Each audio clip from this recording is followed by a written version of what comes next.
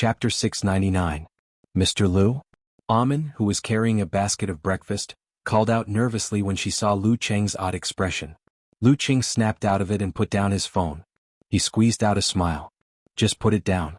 Go get what you want. Amin nodded with a smile and left. Her professional credo was to never ask about things she shouldn't.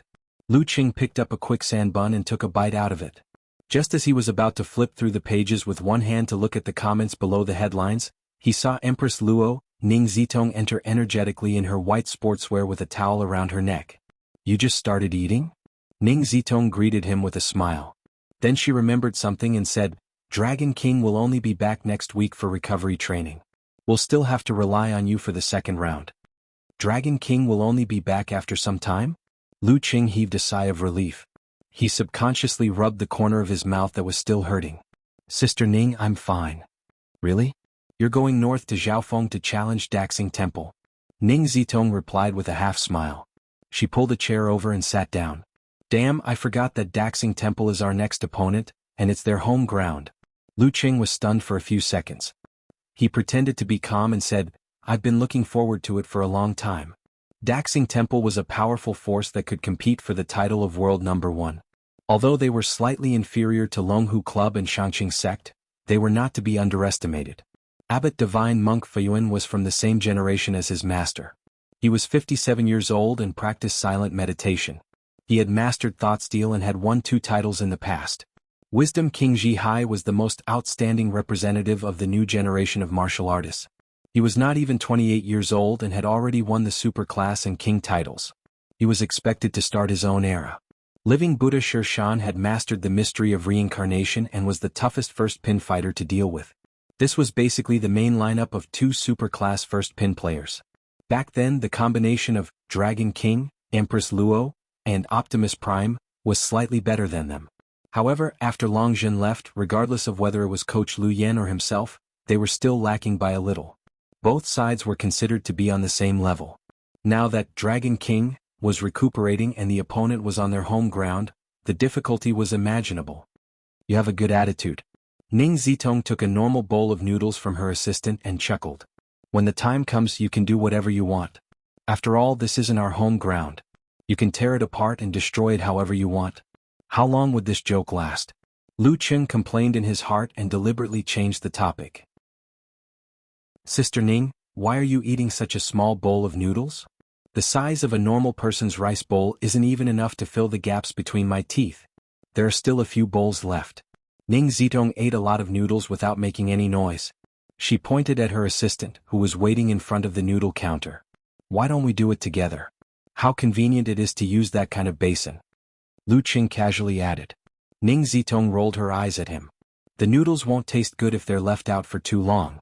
Besides, do you think I'm the kind of person who eats from a big bowl? Image, do you understand? Image, I'm a person who eats with a big basin. Lu Cheng was speechless for a moment. Zhaofeng City, Bodhi Mountain, Daxing Temple. The receptionist monk Ji Jing stepped into the abbot's meditation hall. He put his palms together and bowed to the divine monk Fa Yuan, who was sitting on a futon. Abbot, I have something to report. Fa Yuan was wearing a yellow monk robe and a red kasaya. He looked haggard. The corners of his eyes, mouth and nose were sagging. However, there weren't any wrinkles on his face. His eyes were kind and calm, deep and profound. Everyone who looked at him could only see their own reflection. As soon as Ji Jing finished speaking, he reached out and accurately pulled out a piece of paper from a stack of paper plates and held it horizontally in front of his chest. Written on it were 2 large black words and a question mark that stretched to its limits. What's the matter? Ji Jing was already used to this pattern. After all, his abbot practiced silent Zen. He deliberated over his words and said, Abbot, the reporters who came today strongly requested to interview you. They have a direct line to Haizili.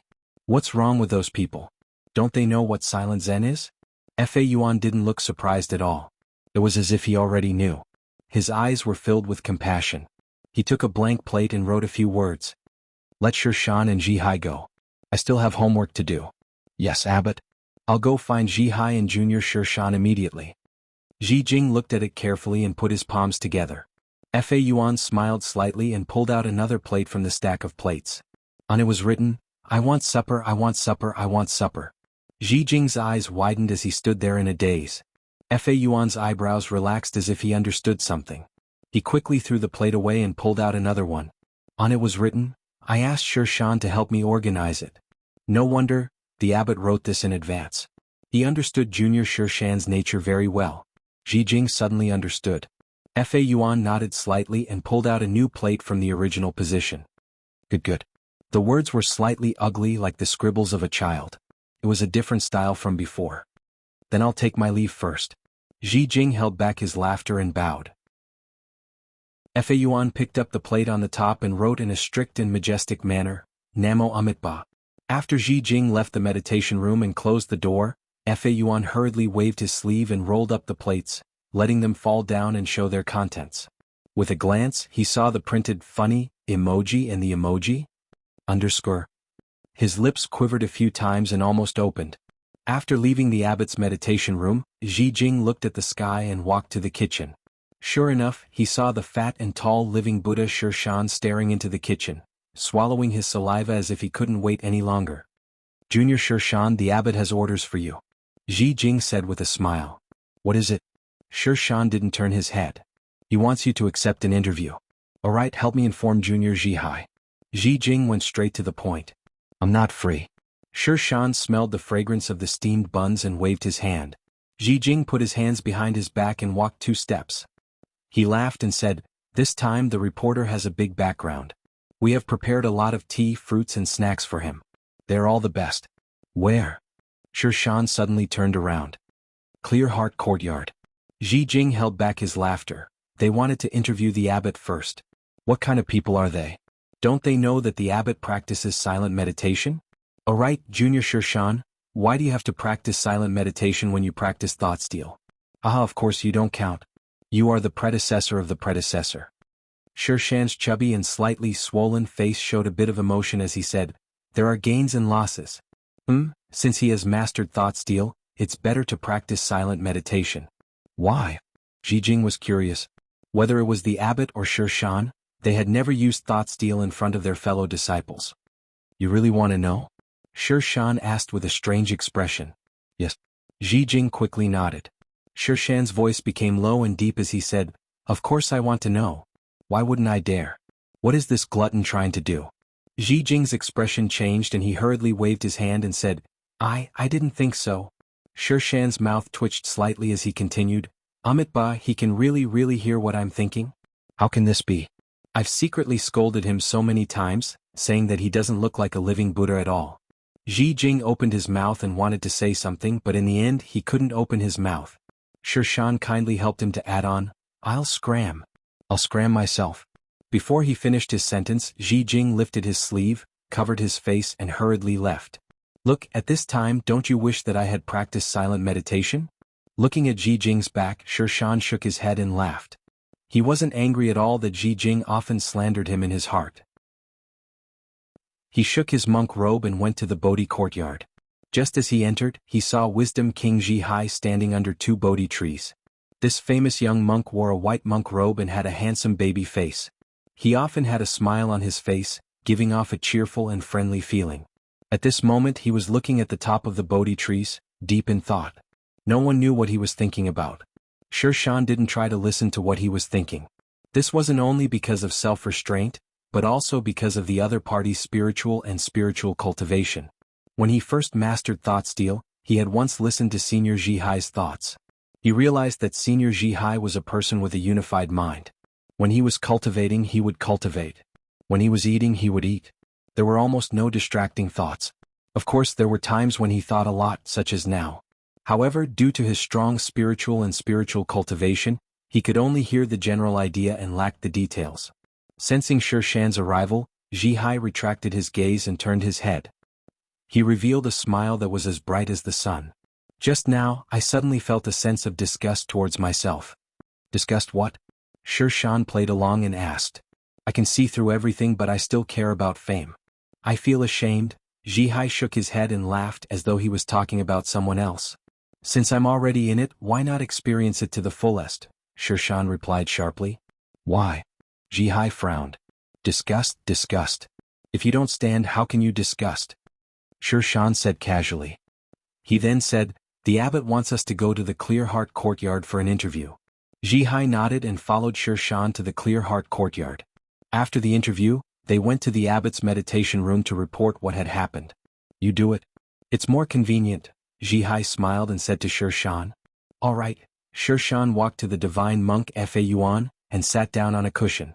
The meditation room was silent. After a few minutes of staring at each other, Sher Shan patted his robe and stood up. He broke the silence and said to Zhihai, "I'm done reporting. And I was taught a lesson." Chapter 700. Friday night on the streets of Zhaofeng. Lu Cheng controlled his facial muscles to change slightly as he walked among the bustling passers-by. It was as though he was a different person and no one could see through his disguise. This was a real disguise technique completed by the realm of all-seeing God. Although he couldn't transform into someone else due to the bone structure, he could clearly distinguish himself. "This isn't a provincial capital or a big city, but it's pretty lively here," Lu Cheng muttered to himself. He looked around, occasionally taking out his phone to take pictures and share them with his wife, who had just arrived at the classroom. In order to prepare for the upcoming battle, the Longhu Club had arrived in Zhaofeng City 2 days earlier than usual. This gave them ample time to adjust their condition. After dinner, Lu Cheng pondered over the corresponding video and decided to relax. He decided to take a stroll and become an incompetent traveler. After all, I'm not a martial arts fanatic like Wuxia. I still need to relax." He silently mocked himself. To his surprise, he found martial arts centers everywhere on the streets of Zhaofeng. There were even small advertisements on the telephone poles that read, "If you want to learn martial arts, go to a certain school." They were on par with the old Chinese doctor's treatment of psoriasis and body odor. Lu Cheng was stunned for a few seconds. He recalled watching an interview program where Zhaofeng was jokingly referred to as the city of martial arts centers. Daxing Temple's reputation spread far and wide. There were many who wanted to learn martial arts from them, but only a small portion of them were chosen. The rest went to Shangqing Sect, Shushan Study, Longhu Club, and other martial arts centers to try their luck. Some stayed in the area to see if there were any other avenues. There were also many disciples who left Daxing Temple every year. They either returned to their hometowns, went to the big cities, or found business opportunities and stayed in Zhaofeng. They opened martial arts schools and centers, attracting large numbers of students in the name of orthodox disciples. As the scale of the martial arts school grew, the number of imitators increased as well. In order to compete with the state-led martial arts school system, the Daxing Temple tacitly approved of this practice. If there were any well-prepared talents in Zhaofeng's martial arts school, then based on the relationship between the lay disciples and the school, they would undoubtedly recommend them to the Daxing Temple. Even if they didn't like each other in the end, it was inevitable that there would be some lingering feelings between the two sides. In Jianghu, one more favor meant one more guarantee. After years of development, the number of martial arts schools and dojos in Zhaofeng City was astounding. Many students from other cities as well as their study companions had spurred the local real estate market, rental market, retail and wholesale, vegetable farming, livestock breeding, security personnel training, film and television companies and other industries. They had contributed a lot to the city's GDP and tax revenue. Initially, Zhaofeng City's government was against such a change. They felt that it was against the country's policy, but they slowly turned a blind eye to it. They were even happy to see it happen. There were quite a few dojos in Huahai, Huaqing, Gaofen and Moshang, but they were still considered small businesses. In Zhaofeng, however, it was a mainstay industry. Interesting. Different cities have different characteristics. Lu Cheng glanced around and saw signs such as Dabai Martial Arts School, Daisai Martial Arts School, Dagui Martial Arts School, Dagui Martial Arts School, Dagui Martial Arts School, Dagui Martial Arts School, and Lower House of Daxing Temple. He found that their business was pretty good. They trained students during the day and worked out at night. Crack, crack, crack. He took a few photos and was about to send them to Yanzhika when he saw a few city management officers approaching. They stretched out their hands and said sternly, "Delete the photos from just now." What's going on? Lu Cheng was confused. His eyes were blank. He lowered his head and browsed through the photos. In the corner of one of the photos he saw a city management officer punishing a street vendor. This is sputtering damage. They're afraid I'll post on Weibo and make a big news story? Lu Cheng laughed. Why am I so confused with old ladies with red armbands and city management officers? They don't want to delete my photos, they want to fine me. The corner of his mouth twitched. Before the city management officer could say anything, he backed up and disappeared into the sea of people. The city management officers were stunned at first, but they quickly chased after him. "Back in the day I was called flying on grass in the martial arts center," said one of them excitedly. After a few steps he suddenly stopped. He had completely lost track of Lu Cheng in the sea of people. "Forget it, we didn't do anything." His companion waved his hand and turned back. "That guy must be an outstanding disciple from some martial arts center. That movement technique, TSK, I almost thought he disappeared into thin air." In Zhaofeng, the people selling barbecued skewers on the streets were all martial artists. They might even know things like iron sand palm or iron head. They were already used to it. At the intersection in the distance, Lu Cheng sensed that they didn't chase after him. He couldn't help but smile. He thought to himself, "Luckily I ran faster than the Western reporters." He wasn't affected by the previous situation. If he took it seriously he would have lost. "I was almost fined again." Lu Cheng sent a message to Yanzhika, exaggerating. "Why did I say, again?" Yanzhika had just finished her class. She asked him with an emoji, "What bad things did you do again? Did you break someone's floor tile? Did you break a pitiful tree? Did you break a bicycle's chain? Why do you make it sound like I'm a destructive maniac? All I did was take a few photos. Look." Lu Cheng explained what had just happened and laughed with Ku for a while.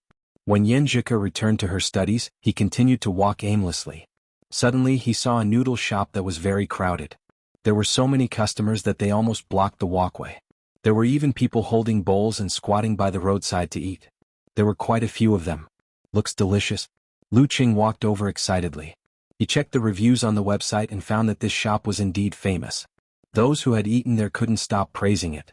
Just as he was about to squeeze in to order, he suddenly saw a customer squatting by the roadside. He looked familiar. When he looked over he was shocked. *CK, this isn't Coach Lu. Although he had also distorted his facial muscles and changed his appearance, that serious feeling, that arrogant temperament that was not pleasing to the eyes, was still so distinct and outstanding. He's actually squatting by the roadside to eat noodles? It's hard to imagine that Coach Lu would do something like this. Sensing someone's gaze, Lu Yin turned around abruptly and saw Lu Cheng. His face darkened. He turned his head and looked at the big bowl as if to say, "You've got the wrong person. The situation is a little awkward." Lu Cheng's mouth twitched. He followed the line to the cashier and paid first before waiting for his food. When he received the local specialty noodles, he was about to squat beside Lu Yen and pretend that they were the same. However, he realized that Coach Lu was nowhere to be found. All that was left was a pair of chopsticks and a clean bowl waiting for the waiter to take it away. "I can almost hear Coach Lu roaring, 'Who's the same as you?'" Lu Cheng laughed self-deprecatingly. He squatted down and looked across while sucking on the noodles. Opposite was a row of shops selling Buddhist items.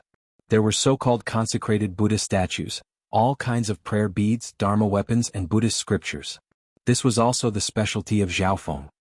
"The noodles are really good," Lu Cheng praised in his heart. "Too bad I didn't meet the living Buddha. Otherwise I could have taken revenge for the treat last time." Daxing Temple in a certain meditation room. Sher Shan rubbed his stomach and looked out the window. His mind was already wandering to the various snack stalls. In the end there was only one reason that stopped him. No money. As one of the higher-ups of Daxing Temple, he responded to the abbot's call to live a simple and honest life. He didn't receive a salary. After all, his basic necessities were taken care of by the temple. As a monk he had no other needs. This was also the reason why he liked to participate in professional matches and title matches. The prize money was always in his hands. However, he only kept a small portion of the prize money. Otherwise he wouldn't be so short of money.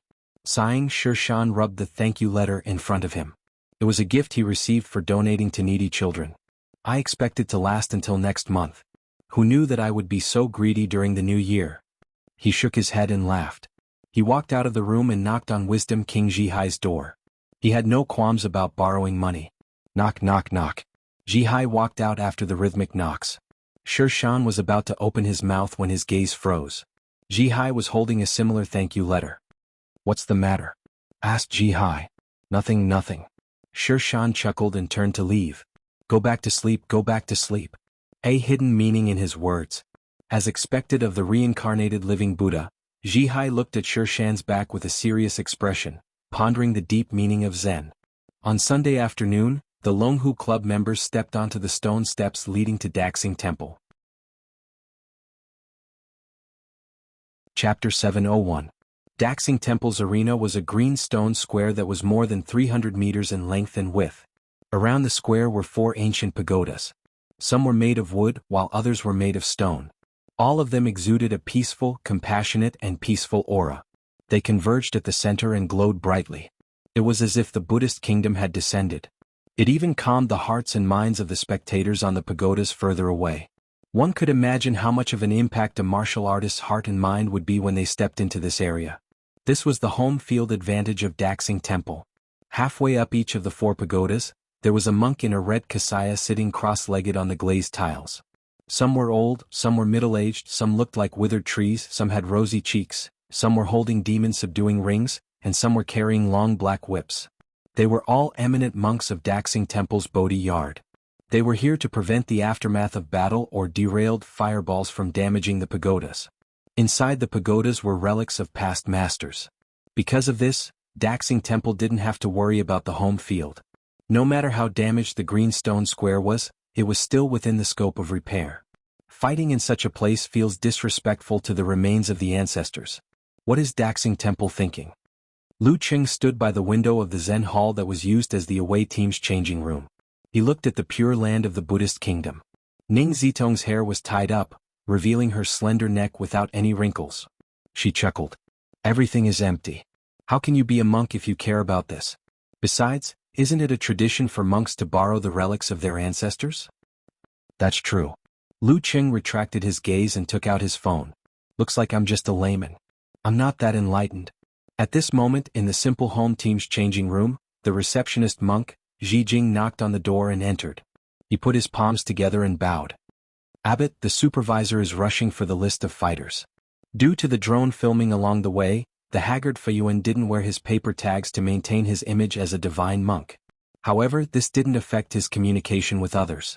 Sher Shan smiled and sat cross-legged across from him. They were less than 5 meters apart. After another round of staring at each other in silence, Sher Shan stood up and said, "That's right. Let's leave it to fate today." Leave it to fate. There's a deep meaning behind this. Wisdom King Zhihai pondered seriously.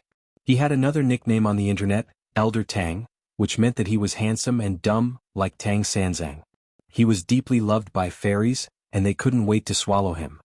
Sher Shan glanced at him and sighed helplessly. "Sigh, it seems like I'm the only normal physical invulnerability expert in Daxing Temple."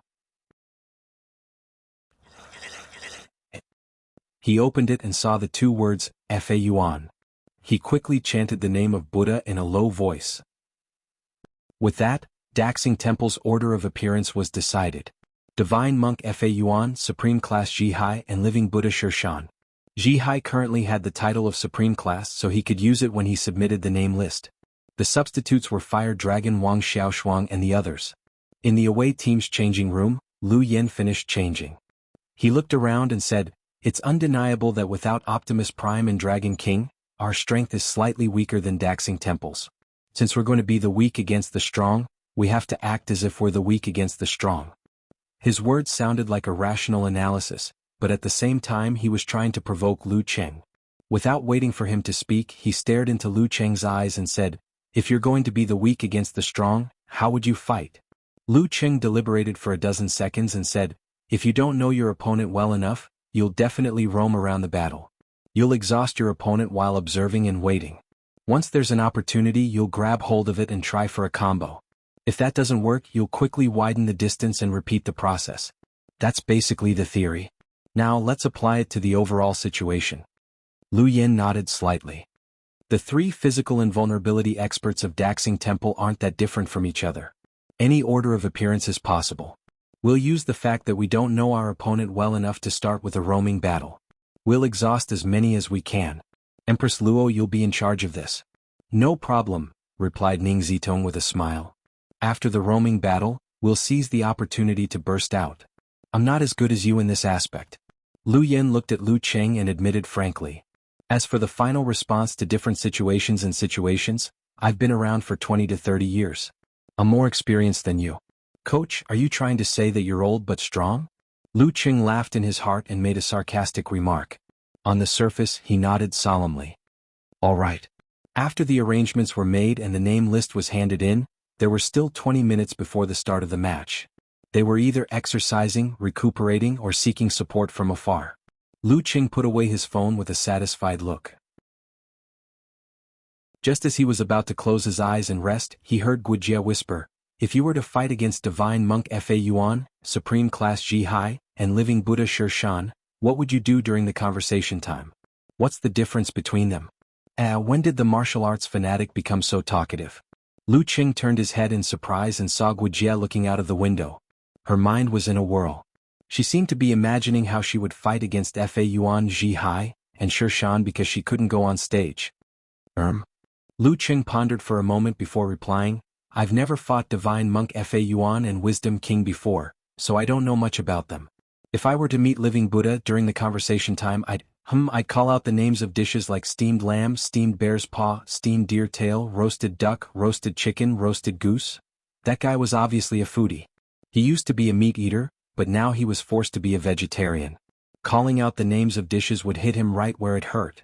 Just as Lu Qing was feeling smug about his flash of inspiration, Guijia turned to him and asked curiously, "Did you learn crosstalk in the past?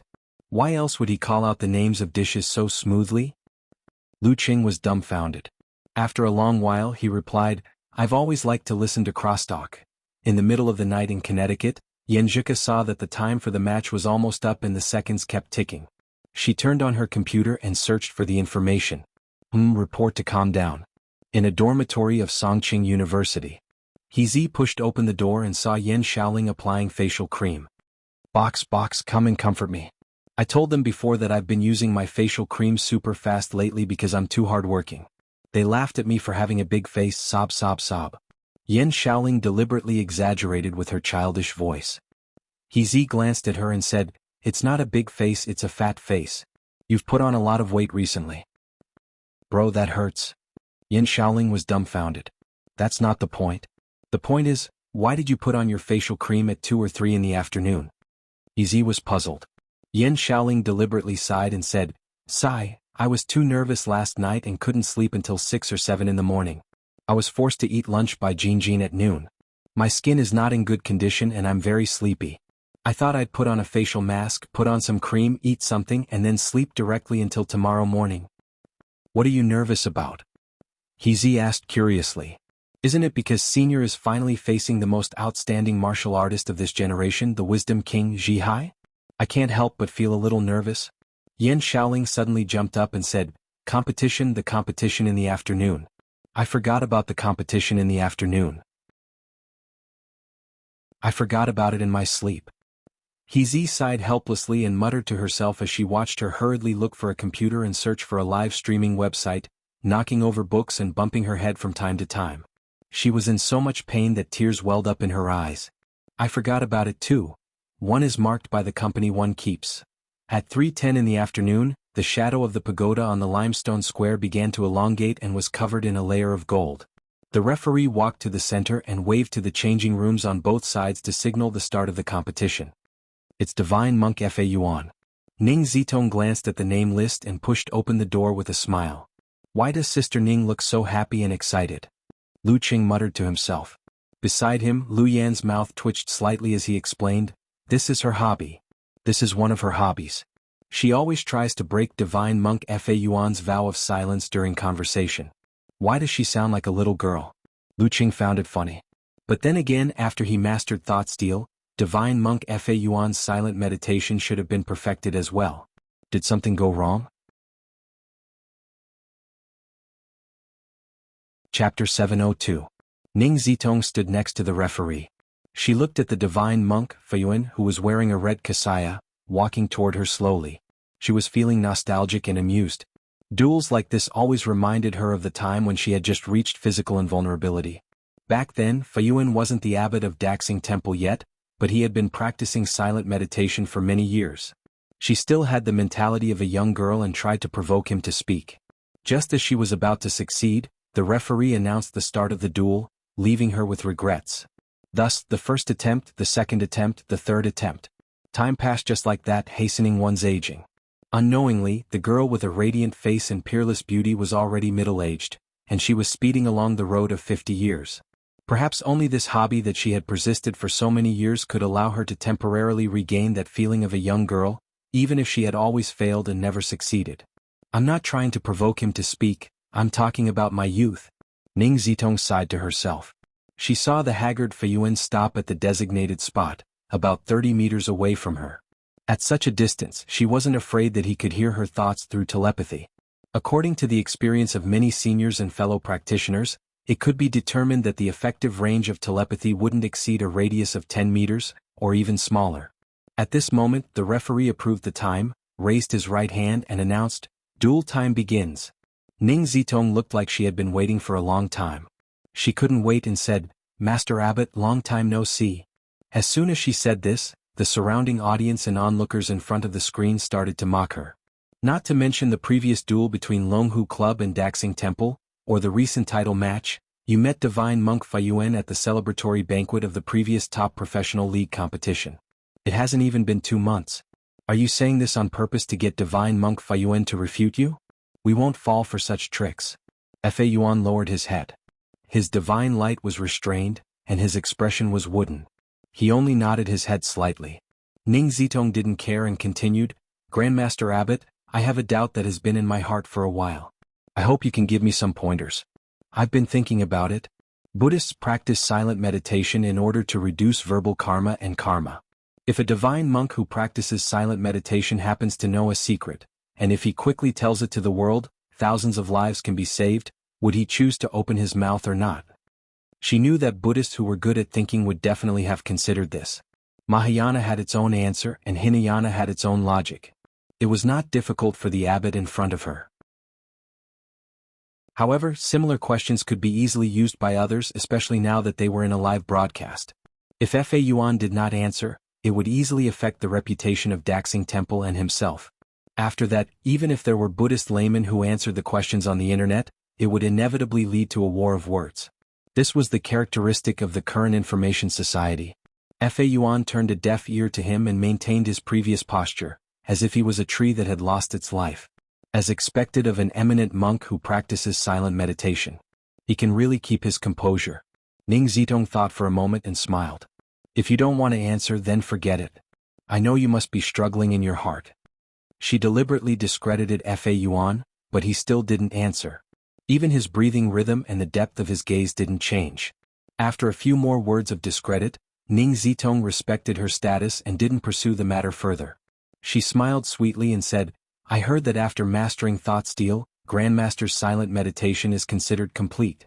Why are you still not speaking? Did something go wrong in the middle? Did you break some commandment? Did you accidentally open your mouth and postpone it?" Fa Yuan didn't move an inch in the face of such malicious speculation. There was no change in his emotions at all. Ning Zitong, who had tried a few methods to no avail, saw that time was running out and gave up. She collected her emotions and adjusted her state of mind. At this moment she saw Fa Yuan's eyes move. He was like a creature that had come to life after hibernation. Hibernation. Hibernation. Did he fall asleep just now? Ning Zitong suddenly had such a ridiculous idea. She was momentarily dumbfounded, not knowing whether to be angry or amused. The referee didn't give her any time to think. He raised his right arm and swung it down. "Begin." Fa Yuan's sallow skin suddenly glowed with a golden light. He raised his right palm and pressed it into the air in front of him. Ning Zitong's upper body didn't move. She moved horizontally like a ghost. A deep and clear palm print appeared on the bluestone ground behind her. There were no cracks around it, as if a metal object had been dug out by a sharp weapon. Vajra Realm, Vajra Seal, power that separates mountains. This technique had spawned many secret techniques, but only a few could do it as easily as Fa Yuan. Ning Zitong took a step forward. Suddenly, a strong wind started blowing around her. The wind was dyed black and became darker. Whoosh whoosh whoosh whoosh whoosh. While circling around Fa Yuan, she suddenly spun her body and turned into a spiral drill. She attacked her opponent at high speed and threw out a series of faint black shadows that blended in with the wind. They fiercely pounced on Fa Yuan, covering her original form. At the same time, drops of rain condensed. They either fell or floated horizontally, enveloping Fa Yuan. The color of the rain was close to black, but it was a deep red that had settled for a long time. Dark sect, sanguinary rain. The wind could tear one's mind and body apart, while the rain hid poison. The illusions were both real and fake, and the punches and kicks were hidden within. To everyone's surprise, Ning Zitong took the initiative to attack at the beginning of the match instead of just wandering around. This was the true nature of the Ghost King. The world seemed to darken. Fa Yuan's eyes flashed and a round light appeared behind his head.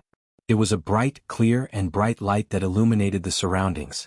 This round light seemed to hide the 5 Buddhas that symbolized the 5 great wisdom. As soon as they appeared, all the phantoms naturally disappeared without a trace. All the poisonous rain quickly disintegrated and lost its original color.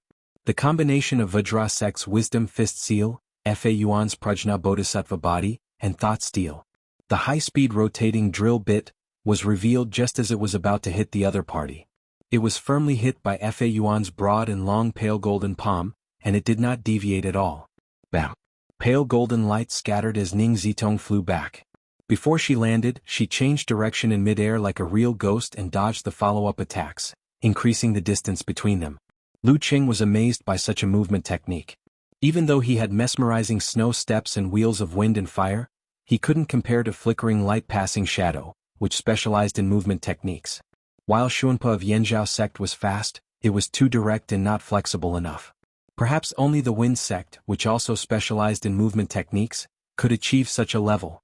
Chihuahua might be able to do something similar in the future. Lu Qing thought to himself. They were both beautiful, strong and skilled in movement techniques. No wonder Sister Ning and Chihuahua's master had been at odds with each other for so many years. It was hard not to compare them. P.S. I was too busy thinking about the dialogue and didn't have time to think about the fight. Sorry for the lack of words. Chapter 703. Seeing Ning Zitong retreat with flickering light and shadow, Faiyuan didn't give up. He waited in place. With a wave of his red kasaya sleeve, he took a step in the general direction. Bam! Bam! Bam! With every step he took, the air beneath his feet would condense into lotuses that reflected a glazed light. They seemed to be supporting and bouncing at the same time, allowing Faiyuan to complete the movement that exceeded shrinking ground with ease. He quickly closed in on Phantom King Ning Zitong. Vajra Sect, Lotus Seal, Lotus Steps. Seeing this, Lu Qing found it funny in the changing room. According to Dragon King, these guys only knew how to show off. Why did they have to make the condensed air take the form of lotuses? The most basic iron plate shape was enough. The effect was almost the same. Using more energy and mind to sculpt a lotus was a pure waste. Lu Qing still remembered Empress Luo being stunned for a while after hearing Dragon King's comments. Her mouth twitched. I won't argue with a barbarian. Whoosh whoosh whoosh. Faiyuan was fast but Ning Zitong was fast. Her movements were smooth, agile and strange like a shadow moving at high speed. Although the distance between them was sometimes close and sometimes far, most of the time it depended on whether Empress Luo would attempt to attack. After failing to catch up, Faiyuan stopped and stood calmly in place. He wasn't anxious at all, just like when he was practicing silent meditation. The round light behind his head that hid the 5 Buddha phantoms retracted into his body and appeared in his left and right irises. It dyed the color of his eyes with a glazed luster, clearly reflecting everything he saw and obtained. If one were to observe carefully, they would be shocked to find that Faiyuan's eyes reflected not only what he saw but also what was behind him and above him. There were no blind spots. Vajra Sect, Wisdom Seal. What you feel is what you see. The Buddha's aura that appeared from the combination of Wisdom Fist Seal, Prajna Bodhisattva body, and Thought Steel was a huge burden even for a divine monk at Fa Yuan's level. He couldn't maintain it for 10 seconds at most, and then he had to rest for a while before he could use it again. Thump thump thump. Amidst the illusory footsteps, Ning Zitong suddenly closed in as if she was about to attack. Her gaze was restrained, without any ripples. She concentrated on suppressing the various thoughts in her mind so that her opponent wouldn't hear them. Just as Faiyuan was about to unleash his Vajra palm, Ning Zitong suddenly pulled her body back and flashed out of his thought steel range. She was like a robot following a predetermined sequence. However, Fa Yuan's palms, which were suffused with a faint golden luster, instantly became gentle. He flicked his 10 fingers together and like a lotus flower blooming, he shot out 10 brilliant and pure colored glass divine lights. Whoosh, whoosh. The 10 beams of light crisscrossed, but they did not directly shoot at Empress Luo. Instead they sealed off the space she could dodge to her left, right and up. following which Fayuan clasped his palms together, opened them and pushed them forward. An endless amount of Buddha's light burst forth and surged towards Ning Zitong, as if trying to drown her. The great light scripture of Buddha, Buddha's light illumination. At this moment, Ning Zitong did not choose to dodge or defend against the 10 beams of light. Instead, she lowered her waist, got into a horse stance and used force concentration. She threw her right fist forward to take on the Buddha's light head-on. Her fist was as white as jade, but the surroundings were dark and gloomy. The darkness thickened instantly, as if a monster lurking in the depths of the universe had opened its huge mouth to devour the light. Sizzle. The Buddha's light was not as strong as it appeared. It kept dispersing and disappearing into the darkness, retreating little by little. At this point, Lu Cheng, who was not on the battlefield and could not sense the subtle danger, suddenly understood that Fa Yuan's Buddha's light illumination was a feint and a trap. The 10 beams of Buddha's light illumination were the real deal. Once Empress Luo dodged, it would be easy. If she dodged to the side and blocked at most 4 beams in one direction, she would be in danger and fall into a passive state, losing the advantage of her movement. This was different from the many variations of the Buddha's light illumination in the past. It was a technique that Fa Yuan had only recently perfected. Who knew that he would not be able to fool Ning Zitong? Not only that, but she had also taken advantage of the weakness of the Buddha's light to attack. Sizzle. The darkness expanded rapidly as the Buddha's light was extinguished one after another. Ning Zitong's figure kept dispersing, finally turning into an overwhelming number of shadows that attacked Fa Yuan. Like countless bats that had been awakened in a dark cave, it was hard to distinguish between reality and illusion. The 8th move of the dark sect, disintegration. Darkness reassembly. This was a powerful defensive move, but it could also be used for offense. Every shadow contained a portion of Empress Luo's power. It was half real and half fake. The dark sect techniques of the Longhu Club and the dark sect techniques of the Guanwai League came from the same source, the Dark Infinite Sutra. However, after generations of physical invulnerability experts from both parties perfected and created new techniques, including the inheritance of this technique before it fell into the hands of the military, the styles, characteristics, details, and some of the moves were quite different. Furthermore, the former lacked the 9th move, Dark Devouring Sunday Descent of Eternal Night. The distance between the two parties closed rapidly. Fa Yuan had no time to form the Buddha's light of wisdom. His skinny body suddenly bulged with muscles, the surface of which was flowing with a faint golden glow. His face was dark gold in color, solemn and dignified. The 2 circles of light in his eyes became clearer and clearer. At this moment, Fa Yuan used his fundamental move, Prajna Bodhisattva Body, and used it to push the wisdom fist seal to its limits. Seeing this, Lu Qing felt like laughing. It wasn't that he thought there was something wrong with Fa Yuan's reaction. It was just that his current appearance reminded him of the muscular Tang Sanzang picture that had been popular on the internet for a while. Wukong dodge. Let me do it. Silently, a layer of faint golden flames burned around Fa Yuan's body. It circled and breathed, sacred and dignified. The shadows of power that Ning Zitong had created were immediately ignited the moment they came into contact with the flames. They quickly disappeared without a trace. Womb Sect, Guardian Azure Fire. Sizzle. Bam. With a loud explosion, the figure of the Ghost King Ning Zitong slowly appeared. She floated in midair, her legs spinning wildly as she drilled towards Fa Yuan. However, she was hit squarely by Fa Yuan's Prajna punch and was stopped. At this moment, the remaining shadows retracted and gathered around Ning Zitong. She used the momentum to create something out of nothing. Straightening her back, she went from a half-lying position to a sitting position. Her palms moved in the darkness as she slapped at her opponent's temples.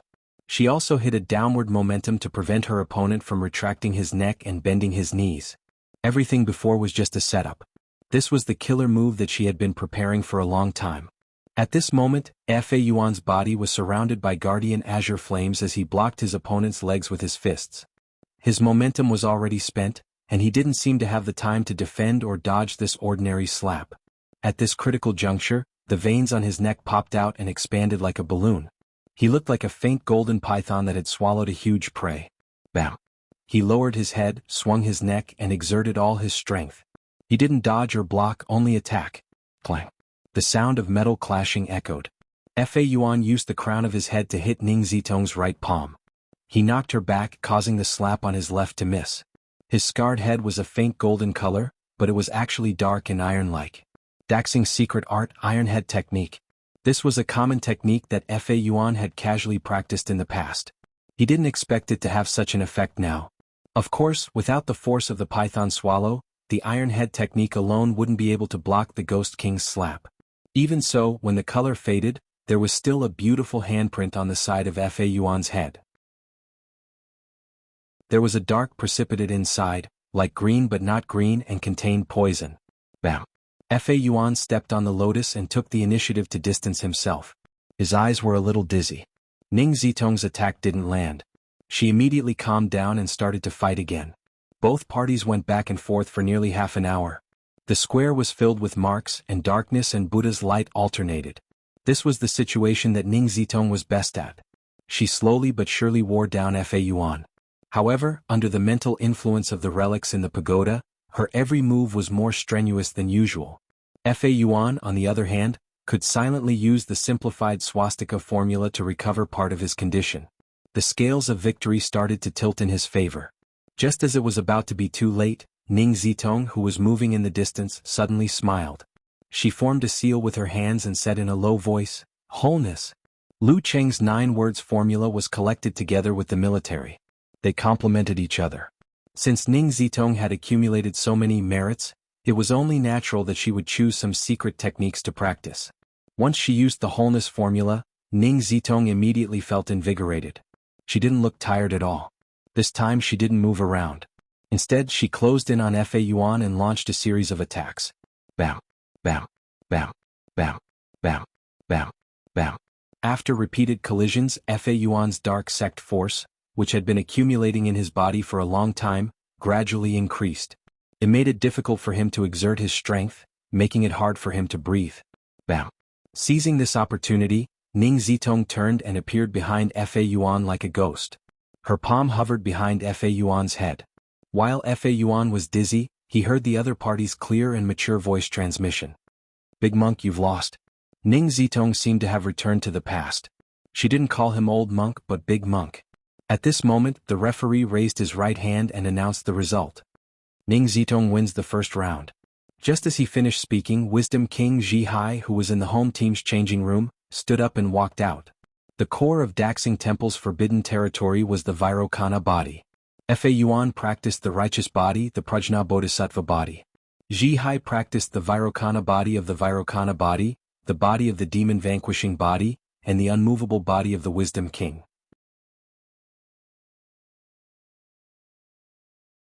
Chapter 704.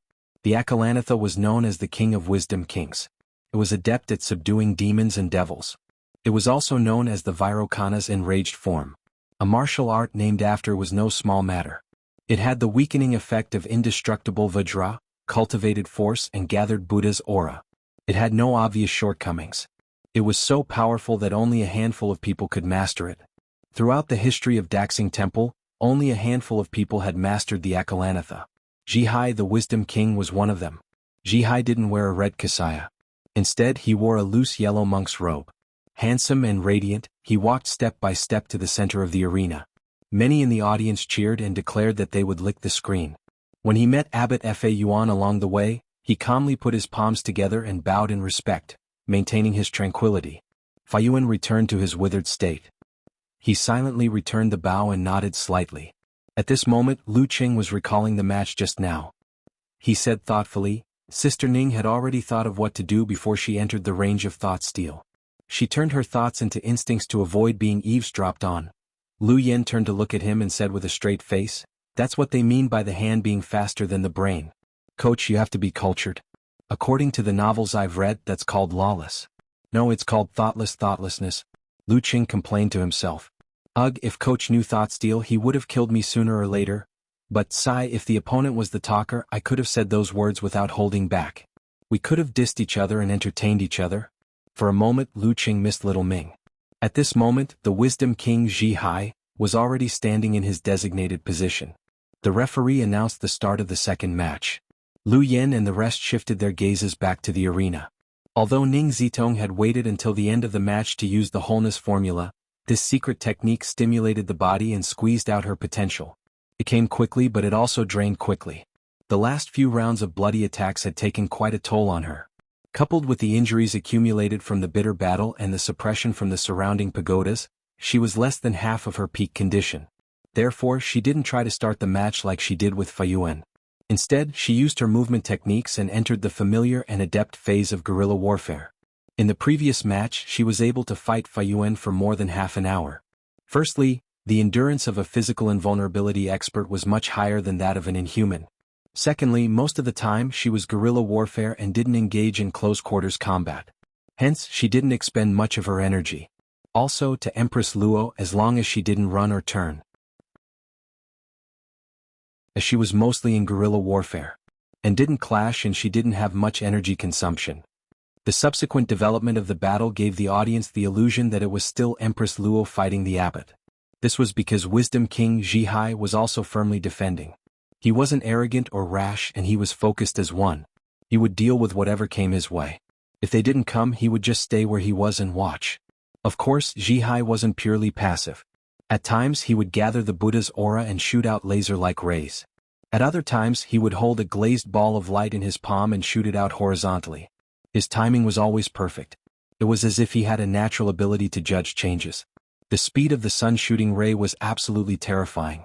There were a few times when Ning Zitong was forced to dodge and almost hit. As such, she was gradually approaching the end of her tether. She had reached the warning line where she could go all out.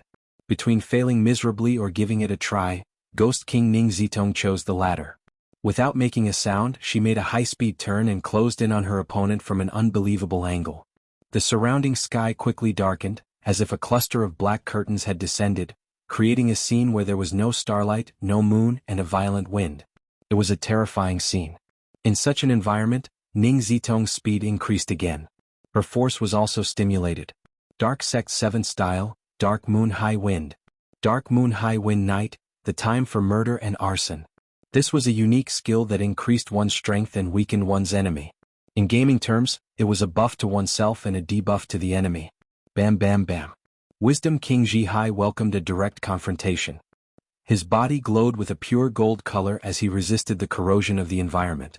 Using his Vajra fist, he continuously knocked back his opponent.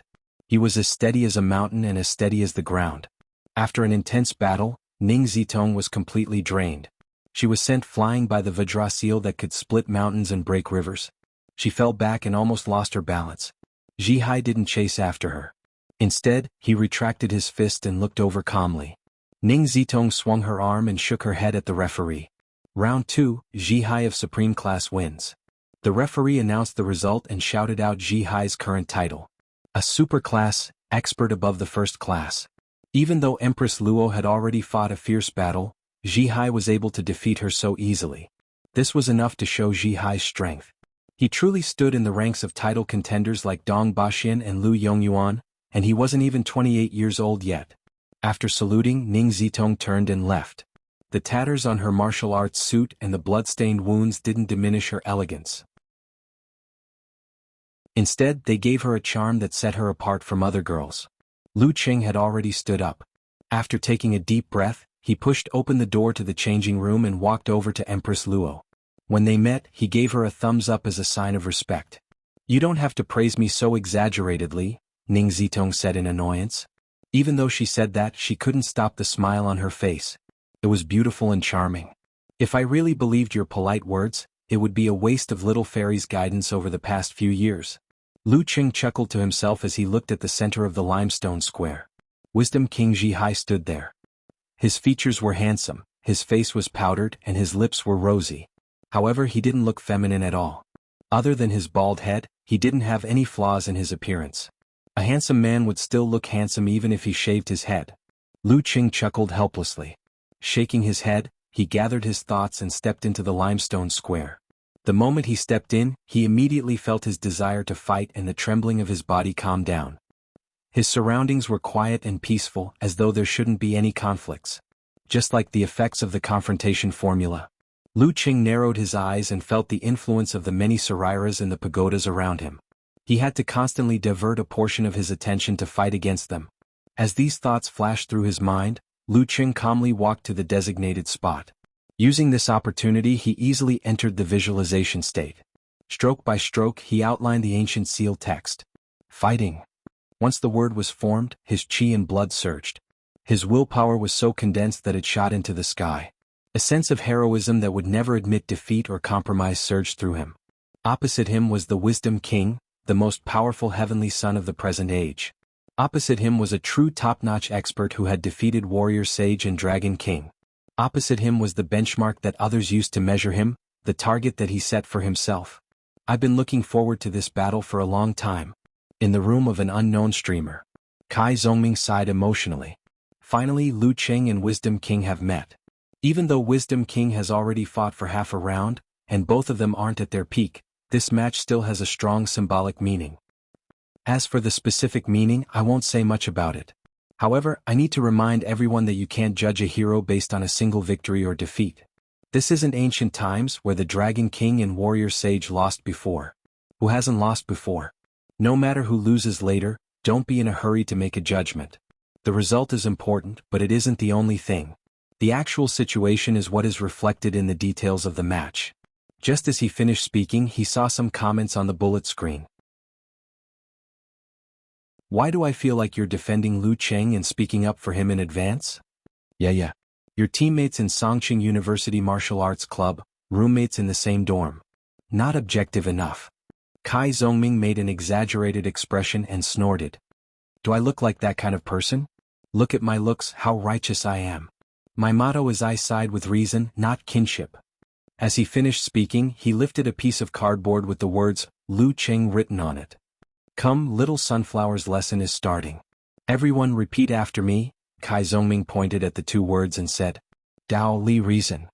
The bullet screen went silent at first, then many comments flooded in. Lu Cheng equals reason. I like how shameless you are. Not bad, your commentary style is very refreshing. Looking at these replies, the corners of Kai Zongming's mouth curled up as he sighed inwardly. If Cheng was here to cooperate, I would have a lot more to say. But now I can't find a reason to. Looks like I have to work hard on my one-word skills. At 4 o'clock in the early spring, the sun was setting in the west and the light was starting to dim. Lu Qing had just adjusted his body and focused on Wisdom King Zhihai's figure when the referee raised his hand and shouted, Begin! Bam! Light blue flames spewed out from Lu Cheng's back and feet, launching him forward. His fist went straight for Zhihai's face. He didn't make any turns and instead launched a frontal attack as he had been longing for. How can I not weigh him up first?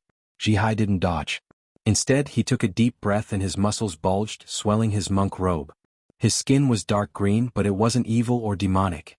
It was holy and majestic, a strange contrast to his handsome face. Unmovable body of the Wisdom King. In the live streaming website, bullet screen after bullet screen appeared excitedly. Elder Tang is here. The mighty Elder Tang who defeated Sun Wukong single-handedly.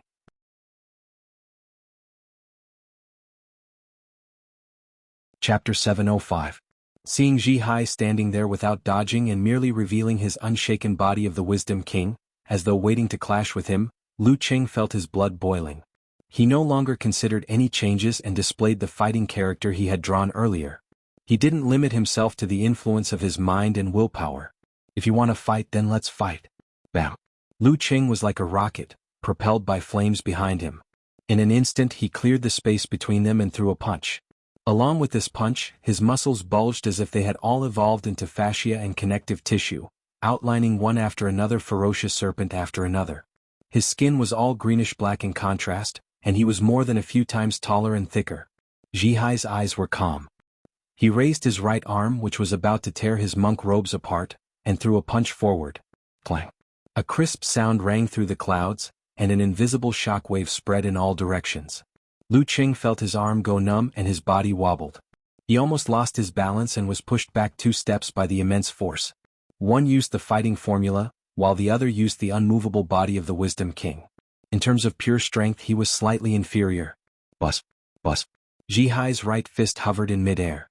From his knuckles to his biceps, the glassy greenish-black skin was trembling slightly, like a steel plate that was hit by a hammer. At the last moment of the fighting formula, Lu Qing had added Thunder Roar Zen. Bam! As he retreated, the fire force in his body condensed and exploded. He forcefully changed his direction and flashed to Zhihai's right. The muscles on his left leg tightened and he was about to pull it out. Just as Zhihai was about to silently withdraw his kick and take the initiative to attack, The flame force that had only exploded on the surface exploded once again. It was as though an invisible hand had pushed Lu Qing, forcing him to drag his left leg and turn to the back of his enemy. Second change of direction. Zhihai leaned back, his left elbow glowing with the greenish-black Buddha's light. He charged at Lu Qing without panicking. However, there was still some remaining fire force. It completely exploded, turning into a ferocious current. While slightly damaging Lu Qing's muscles, it allowed him to follow his previous trajectory and reappear on the right side of his opponent. 3 directional changes. This was a high-end application of the force of the fire sect, originating from the golden godly flames.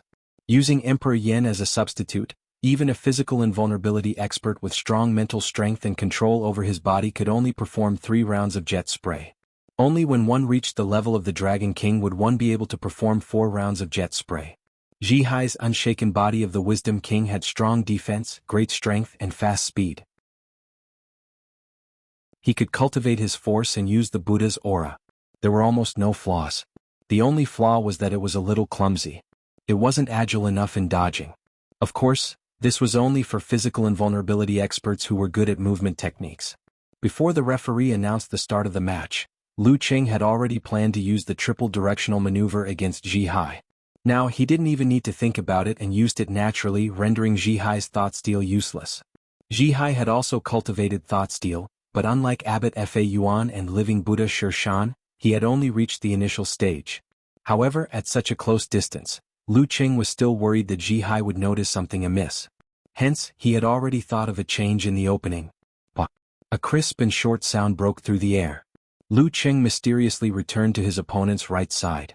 He lowered his left fist and punched out. Missing his left elbow, Zhihai took a deep breath and clenched his trembling right fist. He suddenly hammered down. Although he was a little slower, he still managed to make it in time since he was fighting from the inside. Seeing that their fists were about to collide, Lu Qing suddenly shifted his center of gravity.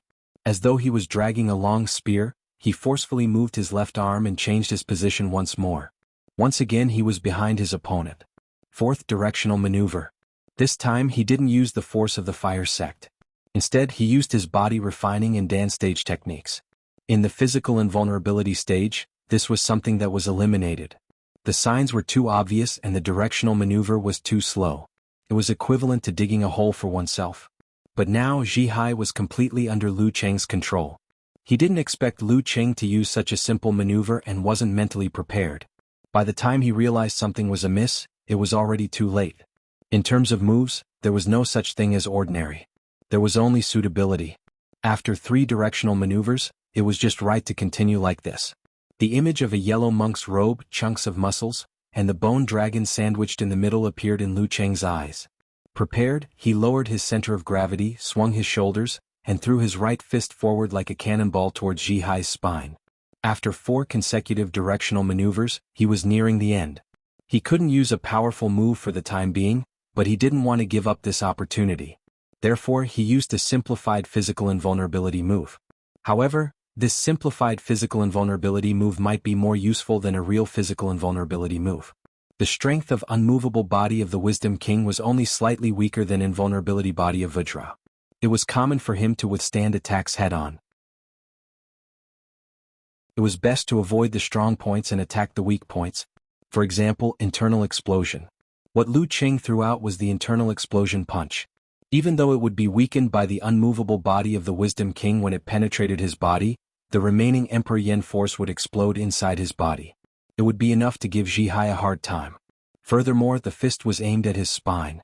The surface of Lu Qing's fist was pale purple, while Zhihai's back was wide open. Many commentators stopped talking and waited for the result. Suddenly, a bright, pure, greenish-black light shone. An illusory yet real arm grew from Zhihai's shoulder blade. There were many Buddhist markings on it, as though it could repel demons and vanquish evil spirits. Advent of the Wisdom King. This was Zhihai's ultimate move from the Wisdom King transformation. Bam! The illusory arm swung down rapidly and hit Lu Qing's right fist. Without a sound, the front part of the arm shattered into pieces of illusory glass. They danced around like fireflies, but they also deflected the fatal punch. Before the audience could react, the remaining half of the arm suddenly extended and turned into a greenish-black rope, wrapping around Lu Qing's fist, forearm, and arm. Unmovable Wisdom King, one hand holding the rope, the other holding the sword. Lu Cheng's heart was as cold as ice. He didn't feel dejected or disappointed. Taking a deep breath, he tugged hard, breaking the rope and taking advantage of the momentum to retreat. Crack, crack, crack. The moment the rope broke, it split open and burst into flames. The flames were greenish-black in color and seemed illusory. They didn't seem to have any temperature. Even with Lu Cheng's ability to control fire, he couldn't stop them from spreading. However, they didn't ignite his clothes or burn his skin. Instead, they seeped into his body. The devil-subduing precious fire that came with the unmovable Wisdom King. Once they burned their internal organs, the result was obvious. Seeing this, Lu Cheng's pupils shrank. He didn't dare delay. His right arm was instantly covered in a crystalline ice wall, freezing the devil-subduing fire within. With this delay, Zhihai had recovered. He turned sideways and swung his right fist, whipping it towards Lu Cheng with greenish-black flames. At the same time, two illusory arms formed from the greenish-black light grew from his shoulders. One was holding a sword, the other was holding a rope. He attacked with all his might without any regard for energy consumption. This form and his handsome face formed a strange image. Bam, bam, bam, bam, bam, bam. Zhihai swung his four arms and hammered at his opponent like a maniac. Lu Cheng's qi and blood were fluctuating, and his arms were sore and numb. He almost couldn't keep up with the rhythm and withstand the pressure. He had tried many times to change the situation and escape, but Zhihai, who had four arms, didn't give him a chance at all. He would always forcefully break his arms, followed by a new round of attacks. Regardless of whether it was the scorching heat of the Emperor Yen force or the slowing and freezing effect of the Ice Spirit force, they couldn't shake the unshaken body of the Wisdom King. Amidst the purple flames, the greenish-black skin glowed with a glassy light, without a single trace of burn. Boulders flew everywhere. Lu Cheng was at a complete disadvantage and entered the rhythm of the Wisdom King. However, his ice heart was firm and he didn't panic at all. As he defended, he gradually understood why his attempts to escape had always failed. Thought Steal. Zhihai used Thought Steal to detect the clues in advance. If the combination of all-seeing God and heaven-earth connection allowed Lu Cheng to predict his opponent's next move in the blink of an eye, then Thought Steal allowed him to predict his opponent's next move before he made any preparations. To deal with this unique skill, he had to either increase his distance and think carefully before approaching, or he had to be mindful of thoughtlessness. The former was what Lu Cheng wanted to do but was always stopped by Zhihai. He could only rely on thoughtlessness. After repeated training, Lu Cheng was able to apply his moves instinctively. However, in battle, he had to make judgments based on his opponent's situation. What he wanted to achieve was what he got. Just treat this as morning training. Just treat this as morning training. Lu Cheng, who kept hypnotizing himself, wasn't worried about being heard by Zhihai. Zhihai wouldn't know his state and routine during morning training. Bam. He raised his arms and blocked the two illusory arms smashing downwards.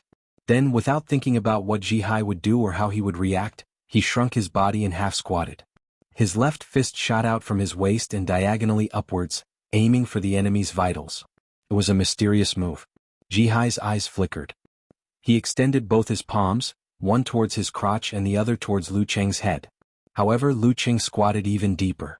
Just as his left fist made contact with Zhihai's palm, he exerted force and rebounded.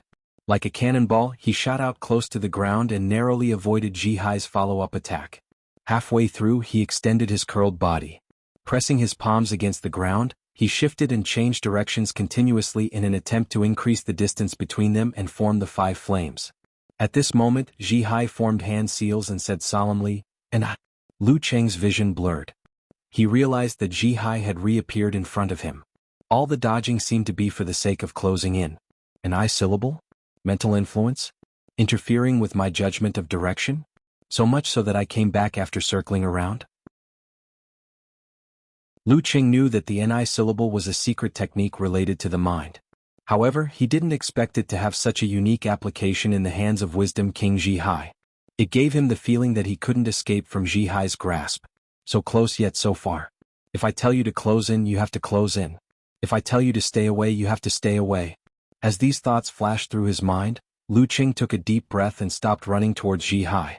He gathered his qi, blood, force and mind at his lower abdomen and drew an ancient and complicated symbol formed by 9 seal scripts in the miniature universe. Confrontation. Army. Fighting. swordsman, wholeness, formation, deference, forwarding, attainment. He felt invigorated. He felt as if something around him had been torn apart. There were no longer any undercurrents that could interfere with his judgment. Seeing that Zhihai was closing in, he didn't take the opportunity to increase the distance. Instead, he released his Dan force and formed hand seals. Army.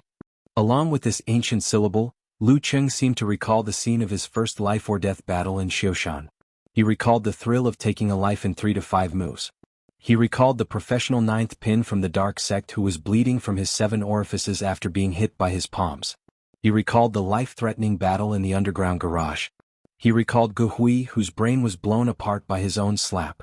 He recalled the mummy that vanished under the cosmic phantom. He recalled the dark night bat whose skull was smashed by his own attack. He recalled the physical invulnerability expert from the Witch King lineage, Talon. The murderous aura from all these life-or-death battles and the sharpness of his blade were all infused into the army formula and enveloped Wisdom King Zhihai. As a modern monk, this was what he lacked. In the past few days, Lu Qing had discussed the shortcomings of the Wisdom King with Empress Luo, Lu Yen, Guijia, Yanzhika, Peng Liyun, Renli, and the rest. They seriously considered if there were any openings that could be exploited.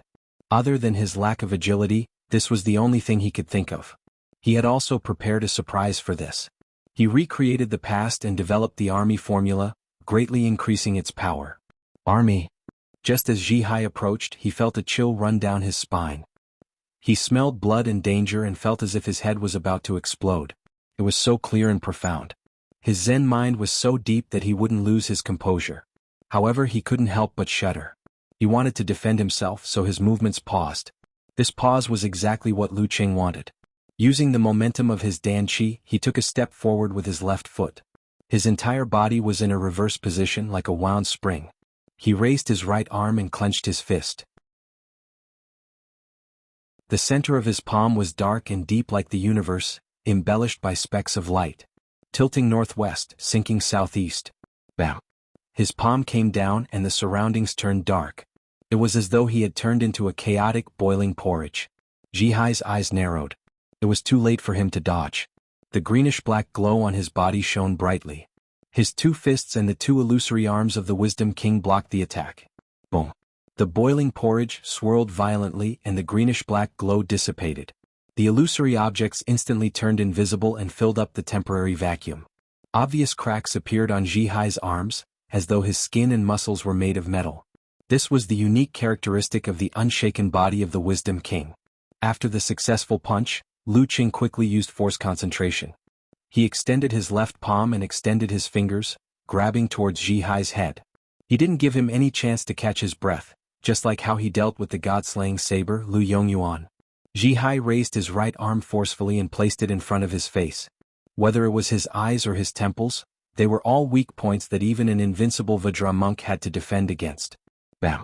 The 5 fingers grabbed onto Zhihai's arm, but there wasn't any tearing force. Instead, white frost and crystals spread out. After tilting northwest, sinking southeast, Lu Qing quickly used Dan equilibrium to retract his flame force, causing extreme coldness to appear at the edge of the starry sky. Self-created unique skill, Lament of the Ice Queen. Seeing that he was about to be sealed in ice, Zhihai's eyelids drooped. Pale golden flames burned on the surface of his body. They expanded and expanded, transforming into 8 heavenly dragons, that shattered and melted into crystals. Protective azure flames. Lu Qing didn't succeed in his first move, so he immediately retracted his left palm and pulled his right arm back. His fist shot out like lightning, and the excess flame force behind him due to Lament of the Ice Queen naturally formed a sphere. It was red with faint purple hidden within. He couldn't care less about his appearance. He couldn't allow Zhihai to adjust to the situation as quickly as possible. Zhihai lowered his waist slightly and met the attack with his left fist. The Buddha light was much dimmer than before. Boom. The fist collided with the fireball and the flames surged. The crack on Zhihai's left arm deepened, but there wasn't any blood. He took 3 steps back. Activating the attainment formula, Lu Qing rushed forward and stomped his left foot on the ground. Hundreds of broken stones flew up and shot towards his opponent's lower body like a crossbow, forcing him to dodge or defend in a panic. Unexpectedly, Zhihai didn't do anything else. He merely turned his thigh inward. Bam, bam, bam. The rocks hit Zhihai's calves and thighs, but they only tore his pants. They didn't break through the bruises. Bam. Bam. Two of the lucky ones made it through and landed on Zhihai's crotch. However, he didn't groan in pain even though they were crushed. Is this the effect of the iron crotch technique? Lu Qing was surprised. However, his movements didn't slow down. Using the force of the stomp, he straightened his back and punched at the temples of his opponent. Covered in faint purple, his fists were like venomous dragons emerging from the sea. Both of his arms were injured, and he hadn't adjusted his breathing. Zhihai could only half squat, shrink his head and dodge the attack. Bam! After destroying the airflow with one punch, Lu Cheng's legs flew up and launched a series of kicks. Amidst the crisp sounds, the afterimages of his legs burned with purple flames appeared. Zhihai blocked a few of them then flipped backwards. Using his legs as razors, he forcefully whipped upwards. Bam! After their legs collided, Lu Qing took advantage of the momentum to leap higher. He shrunk his body into a ball, then extended his right hand and pressed down. Heaven and earth turned pitch black with countless lights embellishing it. It was as though the starry sky was reflected here. Fundamental unique skill, cosmic phantom. Just as Zhihai's feet touched the ground, his surroundings were sealed in ice. With a thought, he preemptively made a hand seal. Silently, he became an insect trapped in amber, unable to move. He could only watch as the stars came crashing down on him one after another. Ba! A solemn Buddhist voice came from the ice, and Zhihai's aura surged. The Ba syllable could temporarily increase one's strength, but it couldn't bring about a huge leap in strength. If the Wisdom King, who was already at the peak of physical invulnerability, used it, wouldn't he be close to the Forbidden Zone like the Dragon King and Warrior Sage? If the unmovable body of the Wisdom King were close to the Forbidden Zone, wouldn't it show? Just as Lu Qing was thinking, the scene before him changed. In the ice that was shattered and melted by the stars, boundless radiance erupted. They didn't jump around randomly. Instead, they formed a majestic Buddha statue made of pure light. The Buddha statue extended its right hand, its palm glowing with boundless radiance. The stars were drawn towards it and fell one after another. Vairocana Advent. The Buddha closed its palm and the dazzling radiance dissipated. Color returned to heaven and earth. Lu Qing thought that the temporarily enhanced Vairocana body would dissipate quickly. However, he realized that the glaze realm created by the pagodas was converging on Zhihai, allowing him to barely hold on. TSK home ground advantage. Lu Qing did a somersault. Just as he landed, the Buddha statue made of pure light appeared in front of him. The palm enveloped everything and pressed down. There was no way to avoid it. Lu Qing knew that this was a realistic illusion caused by the strong influence on his mind. He quickly visualized the complete 9 words formula, using the complex seal scripts to strengthen himself and weaken his enemies to defend against all of this. Lin. Army. Fighting. Swordsman. Wholeness. Array. Deference. Forward. Attainment. All the ancient words lit up. The Buddha light in his eyes faded and he finally saw Zhihai. His body was trembling and he looked exhausted. He forced his right hand to strike over. Boundless radiance gathered in his palm. At this moment, Lu Qing, who had used the 9 words formula, couldn't execute any more complex moves. He channeled all the Emperor Yen and Ice Spirit in his body, causing them to surge out from his right and left fists. Bam! Bam! He extended his fists. One was covered in terrifying purple flames, while the other was surrounded by frost. Just as they were about to block the Vairocana body's palm, they suddenly drew close to each other and stuck close. The ice and fire balanced, forming a whirlpool. A ball of darkness appeared. Poof! When the Buddha's palm hit, the light and darkness disappeared together. With the building as the center, the ground within a radius of more than 10 meters suddenly collapsed, forming a pit. The location where the fist and palm collided was 2 meters deep. Lu Cheng's legs were trembling, just like when he was young and tried to be a hero in the dead of winter. Blood seeped out from the corner of his mouth. His breath was at its lowest point, and only a little force remained in his body. He didn't think about anything. He formed a hand seal naturally, evoking the mysterious words. He said solemnly, "Wholeness." The moment he said wholeness, Lu Cheng's mental and physical strength returned to normal. He was a good man again. The Wisdom King Zhihai also shouted solemnly, "Let's go." Bang! Mystery descended. His fatigue disappeared and his condition was refreshed. These two are truly evenly matched, meeting each other in a game of chess. Poison Milk Hierarch He Xiaowei commented, One fought half a round while the other was affected by the home field advantage. They're on par with each other. There's going to be a fierce battle coming up. P.S. I'm just a little short of 6,000 words, so I won't fill it up. The extra words are for everyone.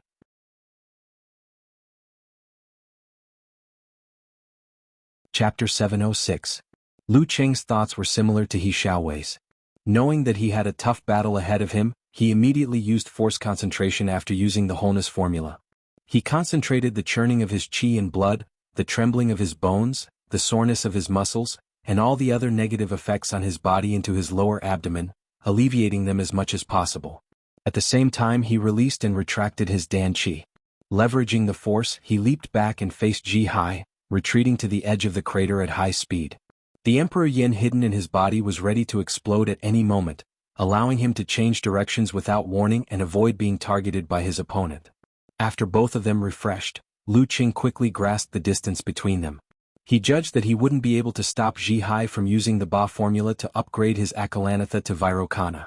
Since that was the case, attacking blindly was equivalent to walking right into a trap. He might as well switch to a battle of attrition, restraining his temper and wearing out his opponent. Be it the wholeness formula or the recovery of the Ba formula, they were both effects of force stimulation. It looked like he had returned to his peak, but the rate of decline was much faster than normal. In the same state, Lu Qing had consciously strengthened his physical strength and mental fortitude since he started practicing martial arts. He had been suppressing himself and using the 9 words formula to train the latter. Even if it was the Dragon King or the Warrior Sage, he still had a chance of winning, let alone the Wisdom King, Ji Hai. Seeing his opponent quickly leave the crater, Ji Hai didn't wait in his spot. He patiently recovered, just like when he faced Empress Luo, who had just fought a fierce battle. His monk robes fluttered as he stepped on a lotus flower and rapidly chased after his opponent. As he moved and turned, there was the rumbling of thunder that sounded like Buddha's preaching. At other times, there was the transcendent sound of enlightenment. At other times, there was a majestic roar that shook the soul. Great cloud thunder roar. Great wisdom roar. Great lion roar. Ji Hai had already reached the highest level of the lotus seal movement technique, 8 accompanying notes. However, the leakless sound, liberation sound, lion roar, wisdom roar, and thunder roar weren't as good as the previous 3. Apart from the nimble movements, Ji Hai was only inferior to mighty ones of the same level, who were famous for their movement techniques. Lu Cheng's ears were filled with Buddhist chants, so loud that even the apathetic could hear them. He slowed down his steps, but fortunately he had already formed his ice heart while he was retreating, so he could calmly watch the cracks appearing on the crystal-clear lake. At this juncture, his ears seemed to be as flexible as his limbs. They extended forward and covered himself. In his mind, he outlined the forwarding formula, suppressing the fear and epiphany. While doing this, he relaxed his control over the Emperor Yen force in his body, allowing it to explode on its own. Under a certain guidance, it turned into a stream of air that pushed his body to the left. Then he twisted his waist and turned his back, striding forward and making turns.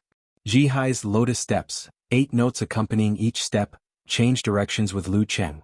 He followed Lu Cheng's trajectory closely, not letting the distance widen. This battle is more advantageous to me. What is Ji Hai thinking? Lu Cheng was puzzled. However, he couldn't divert his attention to figure out what Ji Hai was thinking while he was moving at high speed. Moreover, he didn't smell any dangerous scent. However, this also made him temporarily abandon the idea of looking for an opportunity to close in and attack, ignoring the word, entanglement of wandering and tangling. Bang bang bang. Rumble rumble rumble rumble. The sound of thunder, Buddha's voice, and lion's roar reverberated in the limestone square, creating clouds of air. Lu Cheng and Ji Hai, one running and one chasing, advanced at high speed and made turns continuously. This was a lesson for the martial artists watching the match. The arena was only so big, so Lu Cheng couldn't make the distance between the two sides widen instead of narrowing it. He had to change directions several times to fly past his opponent and turn to the other side. Otherwise, he would leave the arena and automatically admit defeat. Of course, this was always within the safe range that he had set. Just as another similar turn of events occurred, he suddenly heard a solemn Buddhist voice in his ears. Ba. Ba sound? Is Ji Hai crazy? Lu Cheng was shocked. He understood that Ji Hai was using the Ba sound to temporarily raise his level and get closer to the Forbidden Zone. After getting closer to the Forbidden Zone, Akala was equivalent to Vairocana. However, the problem is that I haven't come into contact with him. No matter how strong Virokana body is, it's useless if it can't hit me. Isn't he afraid that I'll drag out the effects of Virokana body until the effects wear off? Or is he trying to catch up to me with the speed of Virokana body? But if that's the case, I can wait for him to exhaust himself. I can use tilting northwest sky, sinking southeast earth to deal a fatal blow to him, who is greatly drained from his level recovery. As these thoughts flashed through his mind, Lu Qing didn't hesitate. He outlined the attainment formula in his mind. Light blue flames gushed out from his feet as he attempted to escape and make Zhihai's Virokana body eat dust. After the ba sound, Zhihai's aura surged. The surface of his body shone with a pure greenish-black luster until it was colorless. It was as though he was made of light. Looking at Lu Cheng's retreating figure, he didn't chase after him. Instead, he seized the fleeting opportunity and used Virokana body to execute all the 6 syllables of Sanskrit mantra. Ma. And I. Ba. Me. Bang. These 6 words didn't ring out one by one. Instead, they appeared in the air to the left at the same time. In Lu Cheng's ears, up, down, left, right, front, back, the airflow vibrated. The Buddha's voice rolled and merged into one sound. Ma. And I. Ba. Me. Bang. The surrounding Buddha Sarira glow from the pagodas thickened like syrup. Lu Qing was like a fly caught in it. His movements slowed and his speed decreased as he was suppressed. A fleshy palm shone with boundless radiance. It extended its fingers and pressed down clearly. It seemed slow, but it solidified the surroundings. To think that the 6 syllables of Sanskrit mantra combined with Buddha's Sarira would have such an effect. You wouldn't be able to tell just by watching the video. Lu Qing understood that this was mostly a mental effect. He made a forced concentration, moved the stars, and outlined the fighting formula. There's still time. Zhihai is still a distance away from me. I can't be fooled by appearances and react hastily. At this moment, Lu Qing didn't use the complete 9 syllables formula. It was mainly to increase his mental strength, weaken the enemy, and shake off the influence. It couldn't replace explosive power or reaction. If he used it, he would have to rely on the fighting formula to break free from the restraints. Then he would have to face or dodge Virokana's palm head-on. Obviously, he couldn't do that with the time he had. Bam bam bam. Lu Cheng's body expanded. His bones cracked, his muscles bulged, and his veins bulged.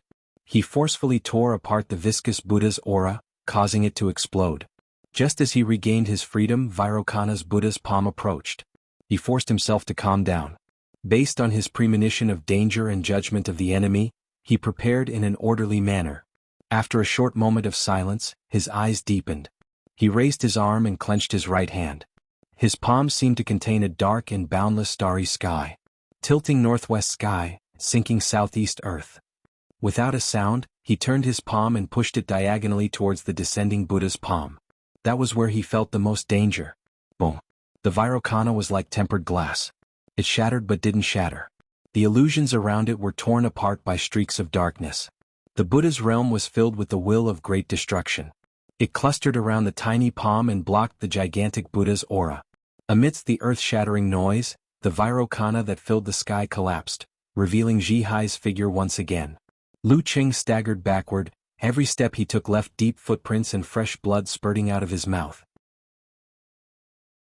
His right arm was trembling, his palm was shaking, and his center of gravity was wobbly. He almost lost it. Coupled with the remnants of his previous injuries, his injuries weren't light. Zhihai mustered his remaining strength. Under the illumination of the remaining Sarira Buddha's aura, he maintained the radiant Virokana form. Taking a step forward, he tightened his ankles, knees, waist, and the muscles that connected them like a maharaja. He struck his palm towards Lu Qing, releasing a pure and boundless light. The first thought that came to Lu Cheng's mind was to detonate Emperor Yen and dodge horizontally. However, he quickly suppressed the thought, which was most likely too late. Lowering his waist, he steadied his body, drew back his chi and blood, and once again drew the fighting formula. The fighting formula combined with the force of the Dan. Bam. His fist, propelled by his bulging body and bulging muscles, punched towards Zhihai's palm. Boom. The light dissipated and quickly dimmed. Zhihai paused and Lu Qing was sent flying backwards. It was as though time had stopped at this moment. While Lu Qing was inhaling in midair to alleviate the negative effects, suppress his injuries and regain his balance, the Wisdom King, Zhihai ignored the drop in his aura. His feet moved like a lotus flower, forcing Lu Qing to move a few meters to the side using his Dan Qi. Then he pounced forward and closed in on Lu Cheng. Bam! His fist glowed with a faint golden light as it went straight for Lu Cheng's head. Lu Cheng raised his right arm and blocked. Just as he blocked, his left fist shot out in an attempt to counterattack. His fist went straight for Ji Hai's temple. He wanted to seize this moment to force Ji Hai to switch from offense to defense. However, Ji Hai merely tilted his head to avoid the attack. His other fist, which was heading for Lu Cheng's abdomen, didn't slow down at all. At this moment, Lu Cheng's hastily gathered Emperor Yen force exploded internally, changing the position of his palm. He extended his 5 fingers and grabbed at Ji Hai's eyeballs, ignoring the incoming attack on his abdomen. Ji Hai suddenly bulged his neck and pulled his cervical vertebrae, raising his head slightly. His opponent's fingers dug into his eye bags. Clang. Lu Cheng felt as though he had hit metal. All he could do was create a few cracks. However, with the change in direction of his palm, he tilted his body slightly and kicked Ji Hai's elbow with his right leg. Ji Hai's fist flew upwards and missed his chest. Bam! Bam! Bam! Bam! Bam! Ji Hai took advantage of the situation to launch a ferocious and demonic attack. His palms, punches and kicks all pinned his opponent to the ground.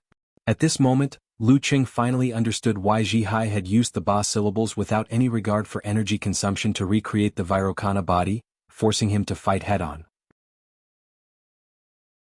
When both parties were left with little HP, once they entered an intense melee battle, the immovable Wisdom King, who had the weakening effect of invincible Vajra, had the advantage. Ji Hai only had to worry about a few vital points, unlike Lu Cheng who had to worry about everything. As for the combination of enemy heart-freezing move and God above head, Lu Cheng could use Thought Steal to counter it. In other words, Lu Cheng had been pulled into Ji Hai's domain, where he could best utilize his experience. Gradually falling into a passive defense, Lu Cheng wasn't willing to wait for death. He secretly circulated his qi and blood to stimulate his body and used the simplified fighting formula. Bam! After blocking Ji Hai's fist with his arm, he suddenly exerted force. With a flip and a fling he wanted to push Ji Hai away and increase the distance between them. At this moment, Ji Hai's fingers shot out and grabbed Lu Cheng's forearm. Following which, his arm was visibly elongated as his body moved backwards. His joints and tendons creaked simultaneously. There was even a jarring sound of bones grinding against each other and a feeling of dislocation. He held on tightly and didn't let go. Using his arm as a spring he pulled it back and raised both his legs, kicking towards Ji Hai's abdomen. Lu Cheng didn't have time to turn to the side. He could only form a fist with his other hand and transform it into a hammer. Bam! As he hammered he turned to the side. Ji Hai's right leg, which he had just hammered, was already diagonally facing Ji Hai, causing Ji Hai's follow-up left leg to miss. Before Lu Cheng could catch his breath, Ji Hai used his palm as a fulcrum and swung his waist forward. His bald head, which glowed a bluish-black, smashed into Lu Cheng's face like a cannonball. Iron head of the Akala Wisdom King. A rock against an egg. Lu Cheng's pupils shrank. He took a deep breath and curled his body into a ball. Half of it was a force concentration and the other half was a headbutt. This was his only choice at the moment. Bam! Ji Hai's forehead broke through the airflow. His other hand struck out silently and coincidentally stopped at the side of Lu Cheng's head. For this attack he started with his right fist, then his legs, then his head and finally his left hand. He used almost every part of his body before finally succeeding. Lu Cheng's Dan Qi exploded, but he wasn't able to expand his head enough to withstand the attack. He could only take advantage of the momentum to stand up. From afar, the referee raised his right hand and announced loudly, "Round 3 Ji Hai of Supreme Class wins."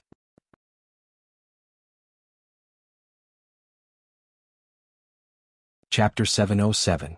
This home field advantage is way too strong. Lu Cheng couldn't help but mutter to himself when he heard the referee's announcement. If not for that, Ji Hai's Vairocana body wouldn't have lasted that long. The full version of the 6-syllable Sanskrit mantra wouldn't have had such ridiculous effects either. More importantly, the pagoda where the relics were placed was outside the arena. With the protection of the eminent monks, the martial artist in the away match wouldn't have been able to destroy it.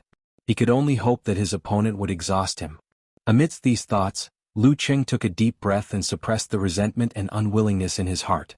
It wasn't the attitude of a true martial artist to blame the environment and other factors for his failure instead of finding fault with himself.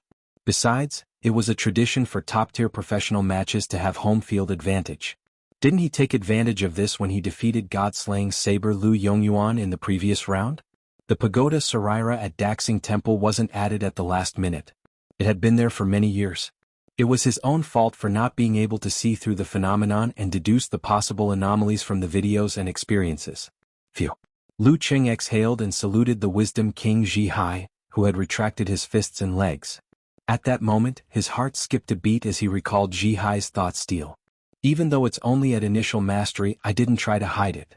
Could he have heard my thoughts? T will he think I'm a sore loser? This is so King embarrassing. Lu Qing lifted his gaze and looked into Zhi Hai's eyes. He tried to analyze if Zhi Hai had heard his thoughts through the window of his soul. His eyes were as pure as a child's. There wasn't the slightest bit of distraction in them. It seems like he won't use thought steal unless it's a battle. Lu Qing heaved a sigh of relief. He turned around and walked to the edge of the limestone square. Zhi Hai seized the opportunity to absorb the remaining luster, recovering as much as he could. Step by step, Lu Qing couldn't help but replay the battle. He had a deeper understanding of why Zhi Hai was able to obtain the King and Supreme class titles. Long-range attacks were useless against him, and neither was close-range combat. If he had formed 5 flames and used his advantage as a cannon to attack from afar, Zhi Hai wouldn't have had to dodge. All he had to do was block his Achilles heel and use unshaken body of the Wisdom King. At the very least, he would have to combine 3 flames into one to hurt him. However, Zhi Hai wasn't blind and didn't have mental senses. How could he not avoid such a situation? No matter how strong Lu Qing was, he couldn't keep using 3 flames into 1 and 5 flames as attacks. In close-range combat, Thought Steal would be able to counter the combination of enemy heart-freezing move and all-seeing God. Other than his ability to sense danger, Lu Qing was at a disadvantage in terms of prediction. His evasive maneuvers could be easily seen through. As for strength, speed, defense, and tolerance to negative effects, they were Zhi Hai's forte. Zhi Hai could use brute force to win, but Lu Qing had to be cautious. A simplified form of physical invulnerability, internal explosion, had to be hit at an important spot to cause some damage after penetrating the opponent's body. The more advanced version, Golden Godly Flames, was more effective, but it required more preparation. Zhi Hai wasn't a wooden block waiting to be hit. He could sense it with thought steal and make the right response. For example, he could hide the Buddha's light to dispel the flames that had entered his body. It's close to impossible to counter. Lu Qing sighed. He knew that there was only one most effective way to deal with Wisdom King. That was to use a combination of close-range and long-range attacks. First, he would widen the distance and look for an opportunity. Then, he would come up with a plan and turn it into an instinctive reaction. Next, he would close in and launch a round of frenzied attacks. If he didn't succeed, he would repeat the process and patiently wear him down until the end of time.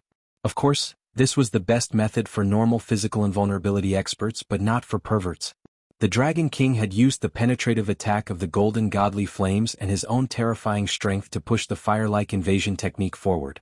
He didn't give Zhi Hai the chance to use the 6-syllable Sanskrit mantra. Even if Zhi Hai could hear it, he wouldn't be able to escape. He wouldn't be able to find a way to counterattack and would be forced to die. However, at the Dragon King's level, thought steal of lesser mastery shouldn't have much of an effect. It's a pity I haven't reached that level yet. Lu Qing shook his head slightly. He stepped out of the limestone square and saw Lu Yen walking towards him. At this moment, all sorts of discussions were going on online. There's still a gap. It seems impossible for Lu Qing to get a title in 2 years. That's the gap between him and the title holders. I'm referring to the experts who have won titles in recent years, not including the half-crippled warrior sage or the god-slaying saber who has a habit of failing miserably. Poison Milk Hierarch thinks Lu Qing will get a title in 2 or 3 years. What a poison milk? Can't he reflect curses?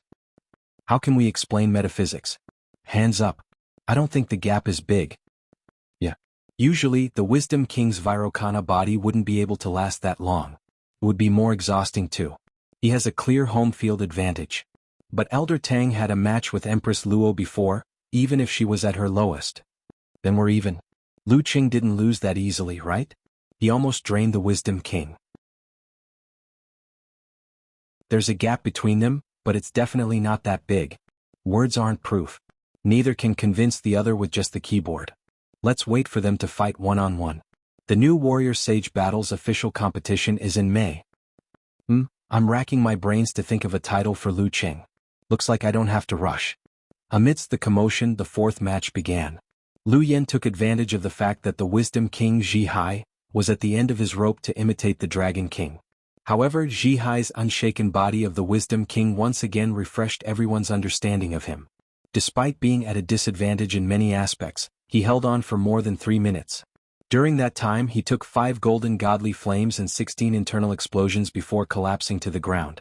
He even managed to injure Lu Yen, which made many people exclaim, "So King tough. As expected of a supreme-class expert." Lu Qing exclaimed as he held his phone. In the 5th match, Lu Yen faced the living Buddha Shi Shan. Their battle seemed ordinary, but Lu Qing knew that their mental battle would be exceptionally exciting. Unfortunately, less than a tenth of the audience was able to see it, with only a few special effects. During this process, Lu Yen was at a disadvantage a few times. He showed signs of turning the tables several times, but in the end, he was defeated. In terms of experience, the living Buddha, who had inherited the wisdom of countless lifetimes, wasn't targeting anyone. The competition came to an end. The Longhu Club, who attempted to defend their title as the world's #1, lost in the 2nd round. In front of the TV screen, the Dragon King Qin Chitao, who had already left the hospital and returned home, put down the remote control with a straight face. After returning to the club, Lu Qing calmed himself down and focused on training again. The next day he went to the conference room after breakfast. He planned to review the battle at Daxing Temple with Empress Luo, the coach, and Guijia. He wanted to sum up his experience and find his own flaws. Before he entered, he felt the air was heavy and solemn. There was a certain pressure that shook his soul. Lu Qing took a deep breath and entered. He saw the Dragon King, whom he hadn't seen in a long time, standing at the head of the conference room. He was dressed in navy blue and had an intimidating aura. At this moment, other than the Dragon King, only Lu Qing and Guijia were present. Qin Chitao nodded with his hands behind his back. He said calmly, "You guys still need more training." Lu Qing suddenly felt a stinging sensation at the corner of his mouth. After Qin Chitao's comeback, the Longhu Club won consecutive victories. Lu Yen was no longer the main force, which gave Lu Qing more opportunities to play. At the end of March and beginning of April, the finals of the Battle of the Kings began as scheduled. This time the Dragon King successfully defended his title. Other than that, there weren't many professional matches in April. The focus was on the final round of the National University Martial Arts Competitions, which was held in Songqing this year. The organizers planned to invite the team that had climbed out of the bottom of the valley and won the championship. It was also the team that could best represent Songqing's image to attend the opening ceremony as a guest. Lu Qing received a call about this. How infuriating. Why can't it coincide with spring break? Yan Zhika said, "Qing, you're representing 3 people now." Lu Qing sent a confused expression. "What do you mean by 3 people? Did I buy fake products during spring break? You're representing yourself, me and my brother." Yan Zhika replied, "You're representing yourself. Your brother isn't going?" Lu Qing wiped his forehead. "I don't think he likes such lively activities." "I didn't ask. Why don't you go and verify?" Yan Zhika suddenly felt unconfident.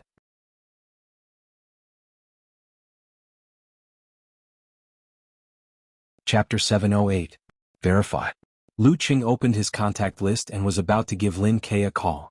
Just as he found the entry of brother-in-law, his fingers suddenly paused. Back then they had won the championship together. Now, one of them was a physical invulnerability expert, while the other was still at the inhuman stage. Furthermore, they had to revisit old haunts and reminisce about the past. If it were me, I wouldn't go either. Just like what they said on the internet, who would go to the reunion 10 years later if they weren't doing well? Not to mention those with super high self-esteem. Lu Qing looked at his phone and nodded slightly. He felt that he could understand brother-in-law's mentality. Therefore, wouldn't it be blatantly boastful to make such a call? Let's use a more tactful method. Lu Qing opened the contact list interface and found Lin Ke's QQ. He wrote a message, "Are you going back to Songqing for the opening ceremony?" After clicking send, he didn't expect to receive an immediate reply. Brother-in-law was the kind of person who didn't show up for many years. Just as he was about to exit the interface and report to his wife, a beep sounded. Lin Ke replied, "Yes." Lu Qing was dumbfounded by this simple word. This is different from the standard answer, mate. Of course, he was too embarrassed to ask why. After thinking for a long time, he got rid of the feeling of being unable to reply. See you in Songqing." Lin Ke replied quickly, "Okay." At that time the atmosphere was very cold. Lu Qing complained. He temporarily left the conversation with Lin Kei and found Yen Zhika. Wiping sweat and horror expression, "Your brother is going to," the girl first replied with an emoji of shock and then replied with an emoji of rolling her eyes. My brother still has feelings for Songqing University and the martial arts club. Although he didn't say it, I can see it. But his actions are still very honest."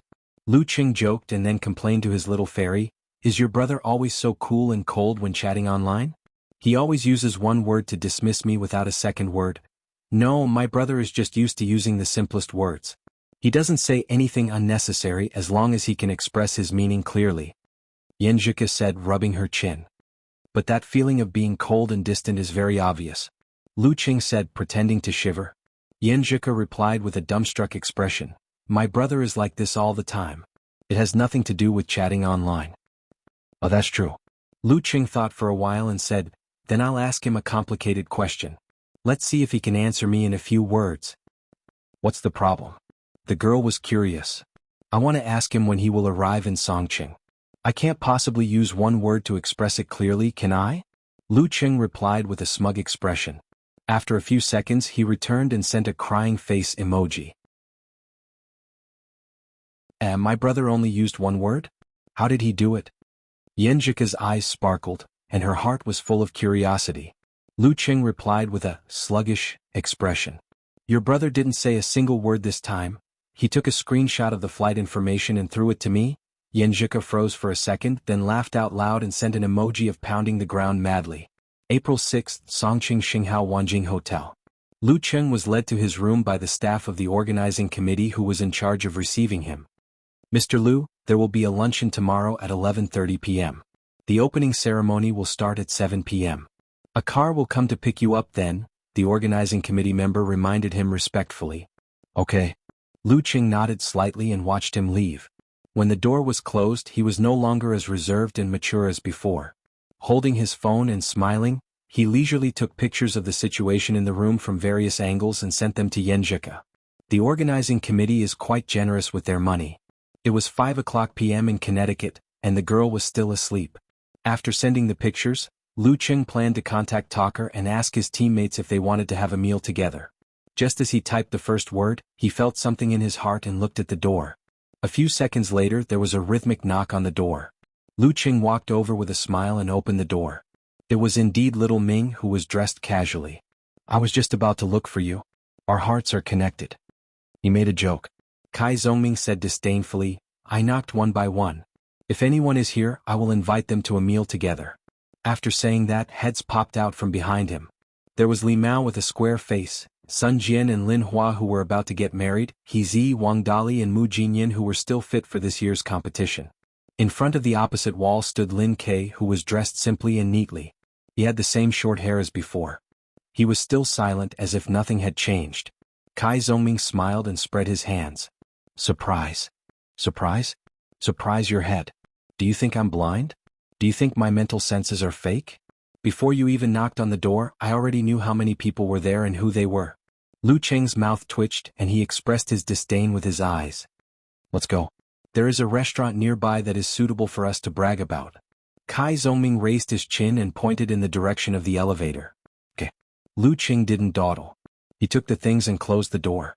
When he passed by Lin Kei, he took a good look at him and was relieved to find that his brother-in-law seemed to have recovered from the inhumane modification experiment. He was full of energy and his body was normal, but he didn't see much improvement. Anyway, according to Ku, it was a blessing in disguise. Lu Qing smiled and raised his right hand to Lin Kei, just like the prelude to the high five in the university martial arts competition. However, Lin Kei didn't move. Lu Qing felt that his brother-in-law was looking at him as if he was looking at a childish person. This is King embarrassing. Lu Qing was about to withdraw his hand with a hollow laugh when Lin Kei finally raised his hand and gave him a high five. Kai Zongming stood aside and tried to hold back his laughter.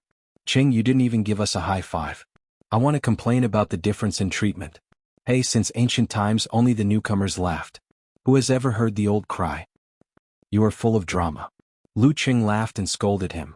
He Zi, who was behind them, focused on the previous scene. She took out a pen and paper from her backpack but couldn't draw anything for a long time.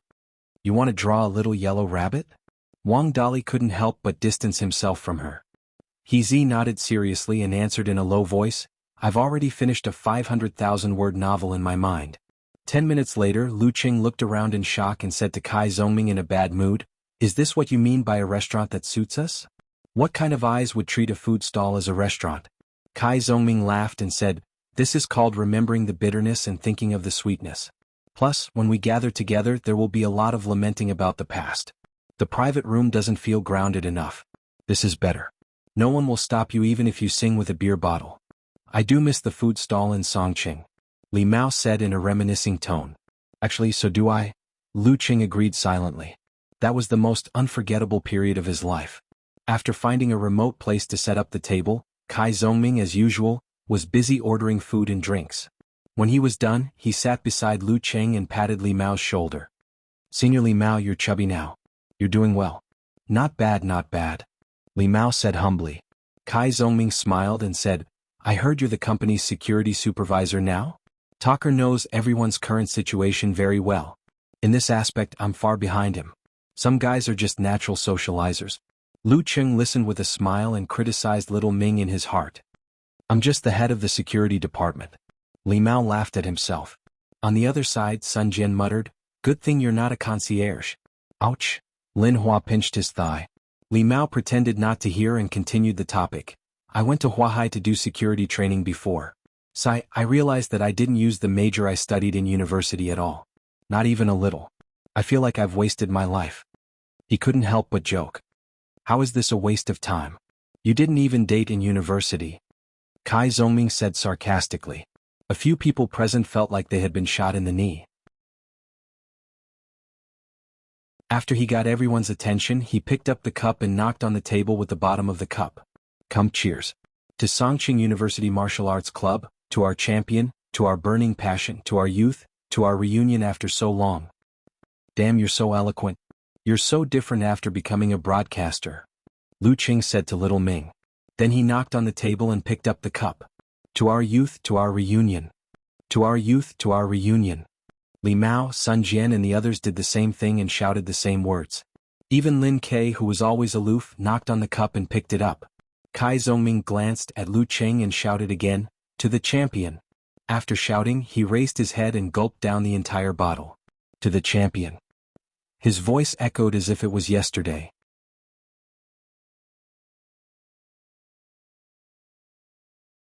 Chapter 709. After eating and drinking to their heart's content, they reminisced about the past. It wasn't until 9 o'clock that the original Songqing University Martial Arts Club members returned to their hotel. Along the way, Li Mao, Sun Jian and the others who were already drunk sang at the top of their lungs. Sometimes they giggled and chattered nonstop. This drunkard.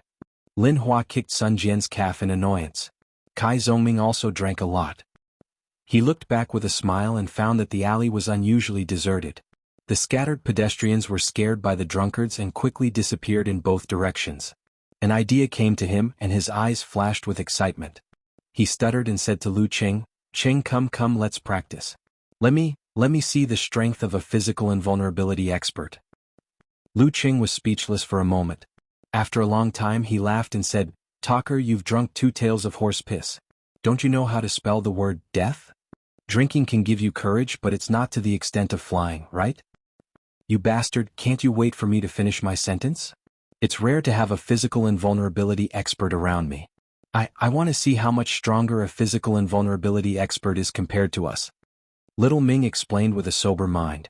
Let's make it clear. No fire, no ice, no force. No unique skills.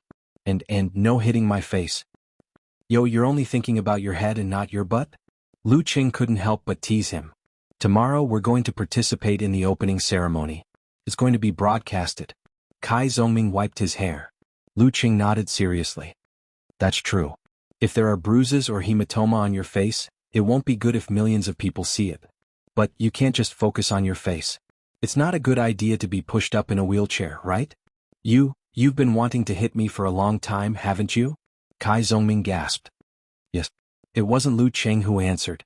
It was the single guys, sober or drunk. A long-awaited crosstalk performance. Izzy muttered to herself. After joking around for a while, Lu Qing reluctantly stood in the middle of the alley under the expectation of Lin Hua and the others. Kai Zongming took a deep breath, suppressed his drunkenness and steadied his steps. He acted as the temporary referee. She blew the whistle and sets out. Begin. Kai Zongming bent his back and staggered his steps forward. His center of gravity swayed back and forth, making it difficult for others to determine where his attack would land. Just as his spine sprung and he was about to throw a punch, he noticed that Lu Qing had lifted his right leg and extended it diagonally, waiting in the air. If things had gone according to plan, I would have tripped and fallen flat on my face. Kai Zongming's eyes turned cold, and he hurriedly stopped his forward momentum. At this moment, Lu Qing withdrew his right foot and placed his left fist on his waist. Kai Zongming, who had forcefully changed his direction and hadn't had time to catch his breath, only felt that his opponent's fist was about to burst out. The moment he slowed down and stopped, he couldn't dodge and he couldn't dodge. He didn't have the burden of being an idol, so he immediately rolled to the side. Lu Qing watched with a smile and didn't chase after him. Bang! Kai Zongming rolled too quickly and hit a shared bicycle. Crazy! A cyclist who was passing by almost lost his balance. He staggered forward while cursing. How old are you? Still playing a game of rolling on the ground. After cursing, he realized that there were a few drunkards around him. He didn't dare to make a sound, so he stepped on the pedals and hurriedly left. I won't lower myself to the level of a drunkard. You lost, right? Lu Qing put his hands in his pockets and smiled at little Ming. Kai Zongming was already a little tipsy, so he was a little dizzy from the collision. However, after the shock, he regained his ability to speak fluently. He didn't want to lose with his words. You can't call a deer a horse and turn it upside down. Who said that you lose when you hit a bicycle during a martial arts competition? As a martial artist, it's basic to be observant and alert, said Lu Qing calmly. Kai Zongming did a carp flip and stood up. Suddenly he hissed. You didn't move from the beginning to the end. Did he win with just a pose? It's a matter of 2 or 3 moves. What do you mean from the beginning to the end? Lu Qing curled his lips in disdain. Kai Zongming didn't mind his disdain. He asked curiously, is this the prediction ability of the combination of enemy heart freezing move and God above head? You know it well. Lu Qing nodded, slightly surprised. Nonsense. As the future king of martial arts competition commentary, you still have to do the basics. This is called loving what you do. Kai Zongming clicked his tongue. At this moment, Wang Dali asked coldly, Who's Xingyi? Everyone burst into laughter. Only Lin Ke didn't react. Maybe he thought the joke was too old, or maybe he didn't understand. After laughing, Li Mao, who was obviously drunk, stepped forward. His eyes lit up. Me too, I'll try. Me too. Wang Dali and the rest raised their hands. Then we'll take turns. Lu Qing shook his head. With the goal of forcing him to move, Li Mao, Sun Jian, Lin Hua and the rest took turns. However, they all failed miserably. Bam. He dodged to the side and used force concentration to punch Lu Qing's head. Suddenly, she saw nothing in front of her. Lu Qing lowered his body and squatted in a horse stance. She didn't know when his fist reached out and stopped in front of her abdomen. You can attack fiercely, but you can't break your will. You need to have room for change. Lu Qing stood up slowly and gave her some advice. As a dance stage martial artist, He was the last to take the stage. He was deep in thought. Just as she was about to ask another question, she saw another person stand out. It was Lin Ke, who was still expressionless. Damn, brother-in-law, you're here too? Lu Qing thought, half surprised and half expectant. There's a good show to watch. He retreated to the edge. She hated that she didn't have a bag of popcorn. Li Mao and the rest had similar expressions. Hey, is this the Municipal Administration Bureau? There are 2 people here who want to tear down the street. If it weren't for Lin Ke, Kai Zongming would have already complained. Now he could only say it in his heart. Lin Ke didn't say anything. He arched his body slightly and the air around him became heavy. Begin. He almost forgot her duty. Bam. The concrete under Lin Ke's feet shook violently. Like a meteor, he flashed in front of Lu Qing in a flash. There was a strong wind behind him. Lu Qing put out his right palm in advance and clenched his fingers, firmly grasping his brother-in-law's fist. He was about to shake off Lin Ke's accumulated strength when he felt the small muscles on his fist squirming strangely as if they had a life of their own. They forcibly broke free from Lu Qing's grasp. Bam, bam, bam. Lin Ke stepped forward and threw a series of cannon punches. The lights of the surrounding street lights were distorted as if there were invisible hands pulling them. Lu Qing felt like he was underwater and the pressure on his body was getting stronger and stronger. However, this level of influence had almost no effect on him. He twisted his waist and spread his arms, tearing off layer after layer of adhesive. Bam! Bam! Lin Kei's chain of attacks was tight. His every punch and kick seemed to have been precisely measured. But no matter how hard he tried, Lu Qing was able to defend himself without directly using his supernatural ability. He didn't even move half a step. After a few seconds, Lin Kei retracted his fist and retreated. There weren't many cracks on the ground. Both parties had control. Encountering gods in the void, self-reflection? Lu Qing asked in delight. Brother-in-law has reached this level so quickly? Is this a blessing in disguise? Lin Kei nodded slightly and gave an affirmative answer.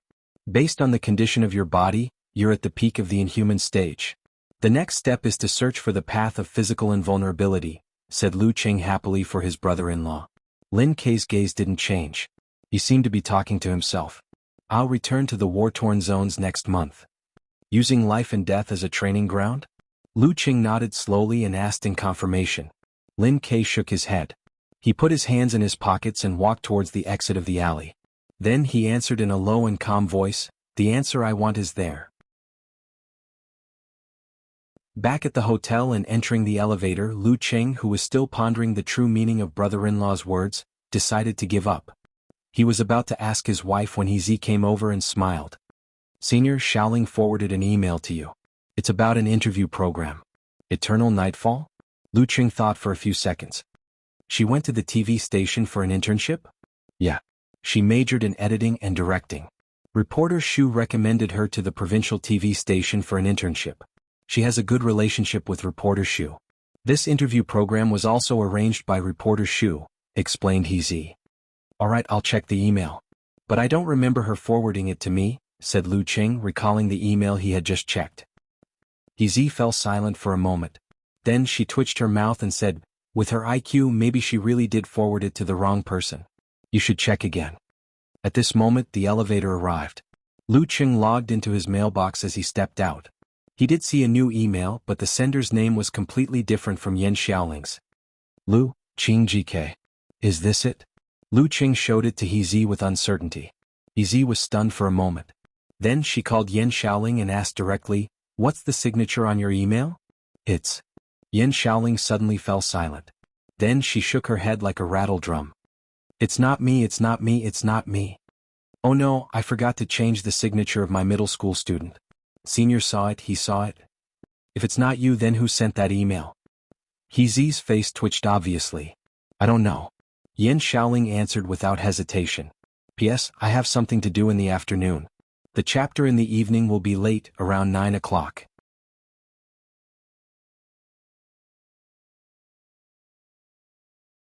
Chapter 710. With Lu Qing's excellent hearing, he could hear the conversation between He and Yan Xiaoling clearly. He almost laughed out loud. Some people were walking comedians while others were walking comedians. He nodded calmly and said, "Then I'll go back and take a look at the contents of the email. I'll think about it before giving you an answer." "Sorry to trouble you, Senior." He smiled naturally. After entering the room, Lu Qing put aside the email and sent a message to Yan Zhika. "What do you think your brother means?" The girl replied very quickly. Fingers clasped under chin expression, It should be a new goal and new motivation. Back then he practiced martial arts crazily to make up for his uncle's regret and lead Songqing University Martial Arts Club to win the championship. For this he was even willing to pay any price. After achieving his goal, perhaps he lacked motivation. That's my guess. After all, there are almost no people who want to become stronger purely for martial arts. Even if there are, they need other motivations. She said a lot in one breath. Of course, Lu Qing agreed. Yeah, Dragon King is considered to be relatively pure. However, he still needs someone as strong as Warrior Sage to reach his current level. My brother probably found a new meaning in life in the war-torn areas. Yeah, that's most likely the case. Yan Zhika nodded slowly. That's not bad. Lu Qing recalled what he had seen and heard in the past and heaved a sigh of relief. Wait until your brother makes the great leap and becomes a physical invulnerability expert. Even in the war-torn areas, he won't be in too much danger. As the god of plagues and calamities, you have no right to say that. Yan Zhika sat blankly. Lu Qing could only cover his face and sigh. The next day at 11 a.m., the cars sent by the organizing committee arrived punctually at the main entrance of the hotel. Whether it was intentional or not, Lu Qing was treated alone and sat in a car by himself. The luncheon was held at the historic Chao Mu Lu in Songqing. It was a buffet style.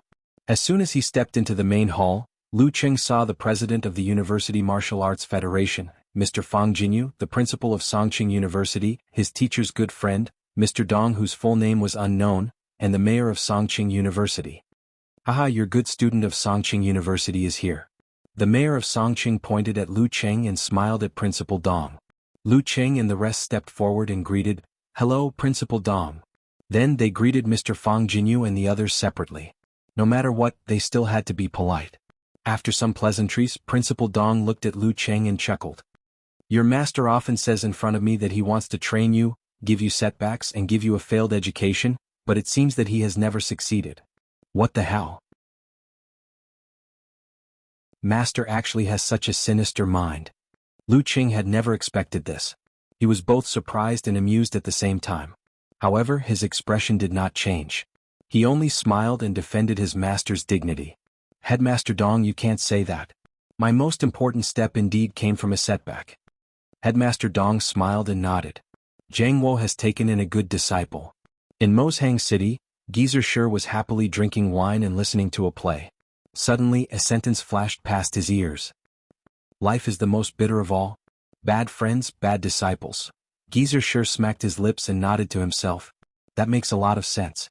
On the topic of his master, Lu Qing, Headmaster Dong, and the other middle-aged and elderly people started chatting. Before they knew it, they had formed a circle, and from time to time they would receive drinks, cakes, and snacks from the waiters passing by. "I'll go get some food first." After a while, Lu Qing heard his stomach rumbling softly. He retreated with a smile. At this time he found that some of Kai Zongming and the others were eating, some were talking to the directors of the local martialist association, the coaches and teachers of other universities, and some were chatting with other guests and contestant representatives. Everyone had their own circle. Only Lin Kei was standing at the edge of the balcony with a tray in hand. He closed the door to the balcony, isolating himself from the hustle and bustle of the place. As expected of a man who is not affected by the environment. Lu Qing laughed and picked up the food. He planned to fill a plate and then go to the balcony to chat with his brother-in-law about the war-torn zones. He was about to continue when a familiar figure appeared in front of him. It was reporter Shu Rue, wearing an evening gown that exposed her fair shoulders. "What a coincidence." Lu Qing casually greeted her. Shu Rue smiled and said, "It's not really a coincidence. I came all the way here from Huahai. I even asked Shaoling to forward an email to you." "You're not in Songqing?" Lu Qing asked, slightly surprised. She seemed to be right. Shu Rue wrinkled her nose and said, "Yeah, I went there on impulse. Huahai TV is one of the biggest channels in the country." Lu Qing didn't ask further. He changed the topic and said, "I've seen your program proposal. It's pretty interesting. But are you sure you want me?" The program Shu Rue wanted to do was called Walking into the Physical Invulnerability Stage. It wasn't limited to competitions, battles, interviews, and chats. Instead, it would show the daily lives of physical invulnerability experts. It would allow the audience to see how the experts lived their lives every day. For most people, this was a topic that was very interesting and could arouse curiosity. Just like in ancient times, farmers would imagine that the emperor used a golden carrying pole. The audience could also use this to fulfill their dreams of physical invulnerability. "Why do you say that?" "I think you're great. You had the bearing of a great general when you were interviewed." Shu Rue frowned, puzzled. What I mean is that my daily life is boring," Lu Qing answered half honestly and half self-deprecatingly. "No, trust me. People nowadays are so empty that they want to watch others eat and sleep. Not to mention the daily life of a physical invulnerability expert. No matter how boring it is, there will be people watching." Shu Rue waved her hand confidently. Then she said earnestly, "I plan to find 10 physical invulnerability experts in the first season. The TV station does have some connections, but I'm afraid that other experts won't be willing to accept because they think I'm unreliable. If you're the model, they won't be so resistant when they see that Lu Qing is also on the show." Lu Qing pondered for a moment and said, "All right. Anyway, I've reminded you.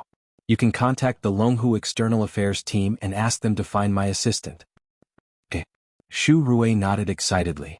Then she smiled and said, "Well, find my assistant. You're acting like a big shot now." Lu Qing laughed and pointed to the balcony. "I have something to do. I'll go over first.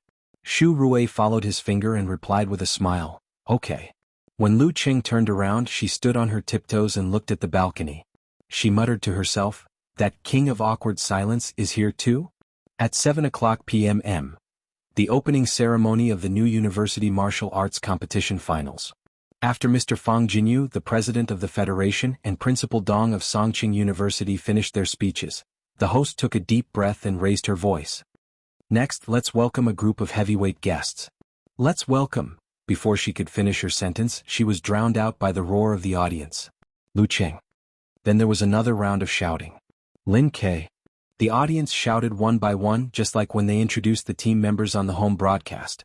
In the end, they said in unison, Songqing University, Songqing University. Champion, champion. Backstage, Lu Qing and the rest heard it. It was as if they had returned to the hot-blooded days of the past. Their bodies couldn't help but tremble slightly. You haven't forgotten us yet? Little Ming pretended to be calm and said, Are you happy? Are you touched? Lu Qing asked in amusement. Kai Zongming was silent for a few seconds, no longer as relaxed as before. He took a deep breath and said, touched. As soon as he said that, Lin Hua, He Zi and the rest couldn't help but cry out in a low voice. Songqing University, Songqing University. Champion, champion. Lu Qing controlled his emotions and glanced at his brother-in-law, only to find that he had already looked to the side. They strode forward and came to the stage in a single file, which attracted more enthusiastic cheers. After calming down, the host smiled brightly and said, They can be said to be the most legendary team in the history of the University Martial Arts Competition. It only took them 2 years to go from being at the bottom with no hope to winning the trophy. Now there is still a legend among them. They already have a mighty one with physical invulnerability. Maybe there will be more in the future. They are the pride of Songqing and Songqing University. They are the champions 3 years ago, all the members of Songqing University Martial Arts Club. In the aftermath of the champion, the host walked to Lu Qing and said with a smile, I'll interview them one by one. Lu Qing, you are one of the most successful people in the University Martial Arts Circle. You are the idol and role model of many people. What do you want to say to your juniors? Lu Qing took the microphone and recalled for a few seconds. In this path, in addition to relying on one's own efforts, opportunities are also important. I don't want to dampen your enthusiasm. I just want to introduce the situation of the martial arts circle seriously. If you want to walk the path of martial arts without good guidance, perseverance and good martial arts, only 1 or 2 out of 10 people can hope to reach the professional 9th pin. Even if you have those, a large number of people will be eliminated. They can only use the amateur level as a stepping stone to get a job. They may have no problem with food and clothing, but there is not much difference between them and the others. When you reach the professional 9th pin, you can feel the transcendental feeling of a martial artist and show off your masculinity in front of girls. Your income is almost the middle class, but there is limited room for improvement unless you reach the Dan stage. From the professional 9th pin to the Dan stage, even if you have good martial arts, only 1 or 2 out of 10 people can reach the Dan stage. Beyond that, the inhuman stage is another hurdle, and those who can make the great leap are few and far between. This is the general situation. If you really want to walk this path, you should understand that you are most likely to reach the amateur 2nd or 3rd pin, 4th or 5th pin. If you don't have the cultural knowledge to reach the standard, you can only develop in a small city, which is definitely not what you expect. Okay, I've been long-winded for a long time. I'll say one last thing. Making a decision without thinking about anything is not courage, it is rashness.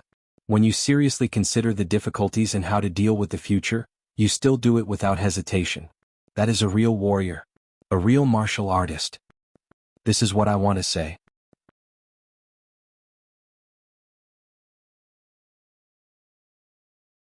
Chapter 7:11. To the audience, Lu Qing's words didn't carry the color of dreams, glory, or passion they had expected. Instead, it was like a bucket of cold water that exposed the bare reality that many people didn't want to consider. The path of martial arts was cruel and hopeless most of the time. After such a description, the definition of a true martial artist and true warrior became more and more palpitating, admirable, and desirable. Although they might not be able to do it themselves, they would definitely worship those who could. Clap, clap, clap. At first, the applause was weak, sporadic, and scattered, then loud, surging, and orderly. Respect to a true warrior. Respect to a true martial artist. The host listened attentively and felt a little emotional. When the applause died down, she smiled at Lu Cheng and said, "Very sincere and honest words. I believe this is what you've experienced and heard on your journey. Thank you for your speech." At this point, she took advantage of the time and looked at Lin Kei beside her. "Lin Kei, what about you? What do you have to say to everyone?" Lin Kei's expression didn't change. His eyes were deep and indifferent. After a few seconds he said, "Good luck." "And then? Don't tell me that's all?" The host waited for a long time before realizing that there was no follow-up. She was both amused and surprised. After a while she said, "Thank you. Thank you, Lin Kei, for your blessings. God damn it, good luck." No wonder he's the king of awkward silence. Shu Rui, who was sitting in the press box, hammered her thigh and tried her best not to laugh out loud. "Frankly speaking, it's so funny when I'm not the one interviewing Lin Kei." The host strengthened her mental state and turned to Kai Zhongming. "As a former club president, what do you want to say to your juniors?" Little Ming took the microphone and said with a smile, "Hello, everyone. Hello, everyone. I'm the professional ninth pin with limited room for improvement and no future." His humorous self-mockery attracted a lot of laughter. The atmosphere instantly became lively. Kai Zhongming's mind was quick. He recalled the script in his mind and said without stuttering, "Fortunately, I didn't give up on classes while I was participating in the special training of the martial arts club. My grades weren't outstanding, but I didn't fail many subjects. Well, almost. Anyway, I successfully got my diploma and degree. Of course, my current job has nothing to do with my major. Talker, are you going to perform a stand-up comedy on the spot?" Lu Cheng, who was almost amused by the turn of events, cursed silently. Kai Zhongming said with a smile, "That's not what I really want to say. To be able to do what I want to do the most in the last years of my life, to put my heart and soul into it, to endure the torture and to give up my comfort, is something that I can remember for the rest of my life. It's a past that I can touch my chest and say I don't regret. While I'm still young, while I still have dreams, and while the pressure of life hasn't come yet, why not fight hard? If you don't try, how do you know you can't do it?" What followed was a normal speech. The host calmed down and thanked Little Ming sincerely. Then he started interviewing Li Mao, Sun Jian, and the others one by one.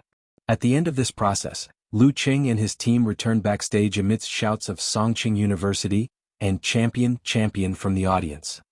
"Talker, I thought you would carry on with your crosstalk to the end." Lu Cheng took out his phone and teased Little Ming. Kai Zhongming curled his lips and said, "Do I look like the kind of person who talks big regardless of the situation?" "You do." He Zi, Wang Dali, and the others answered in unison. "I despise your hypocritical hearts." Kai Zhongming made the shape of a gun with his hands and pointed downwards. Without waiting for the others to speak, he changed the topic. "Ching, when did you become so eloquent? You can already speak at length. As the saying goes, preparedness leads to success, and unpreparedness leads to failure," replied Lu Cheng with a smile. At the same time, he took out a folded piece of paper from his pocket. "When I received the call from the organizing committee, I was thinking about what to say and how to say it. I specially made a draft and revised it a few times. He even rehearsed it in front of his little fairy. After that, he waited for Talker's exclamation. Instead, Kai Zhongming said disdainfully, "You even made your own draft? The real big shots let their secretaries and assistants do it. At most, it's just a final review. You tell me, should I despise you or should I despise you?" "Get lost," replied Lu Cheng concisely. After the opening ceremony, everyone went back to their own places. It was like memories always had an end. On the third morning after returning to Huaqing, Lu Cheng saw Shu Rui and her team as soon as he stepped into the Longhu Club. "Please bear with us for the next week." Shu Rui, who was no longer constrained by her professional attire, extended her hand with a smile. Lu Cheng reached out and shook her hand. He nodded with a smile. "Then let's start. Let's go to the place where I do my morning exercises. We'll discuss the details with my assistant." "Okay, just pretend we don't exist." Shu Rui revealed her only dimple. After that, she gestured for the camera to slowly move from the scene outside to Lu Cheng, who was walking slowly. The recording of the daily routine started now. At the same time, she deliberately said in a documentary tone, "The sky is still dark and the surroundings are quiet. Lu Cheng has already arrived at the Longhu Club, just like every other day. This is the place where he does his morning exercises every day. You can clearly see traces of ice and fire." According to the staff of the Longhu Club, unless there is serious damage, It is usually repaired and replaced once a week. We can't show the details of his morning exercises. We can only film a few actions. This is the physical invulnerability restaurant that many friends and I are curious about. Clean, tidy, and quiet. That's my first impression. You can see that there are delicious breakfasts from all over the country. This is Guangnan's rice noodle roll. This is Juku's hot dry noodles. This is Huahai's pang pan. This is Beijing's soybean juice. Hey, who would like to drink this? See? This is the appetite of a physical invulnerability expert. I really don't understand how their stomachs can hold so much food. But looking at Lu Qing eating, I have a special appetite. I feel that everything is delicious. Even I'm hungry. This is the world-famous volcano laboratory. Okay, that's all we can film. The rest is confidential. And the room where Lu Qing trains is not a place where ordinary people can survive. Even if I could, the camera wouldn't be able to take it. 11 am. Lu Qing returned to his exclusive resting room. It's very spacious, even more spacious than my place. After filming the surroundings, Xu Rui sat on the single-seater sofa beside Lu Qing. She asked in a chatting tone, "Why did you choose this time to rest?"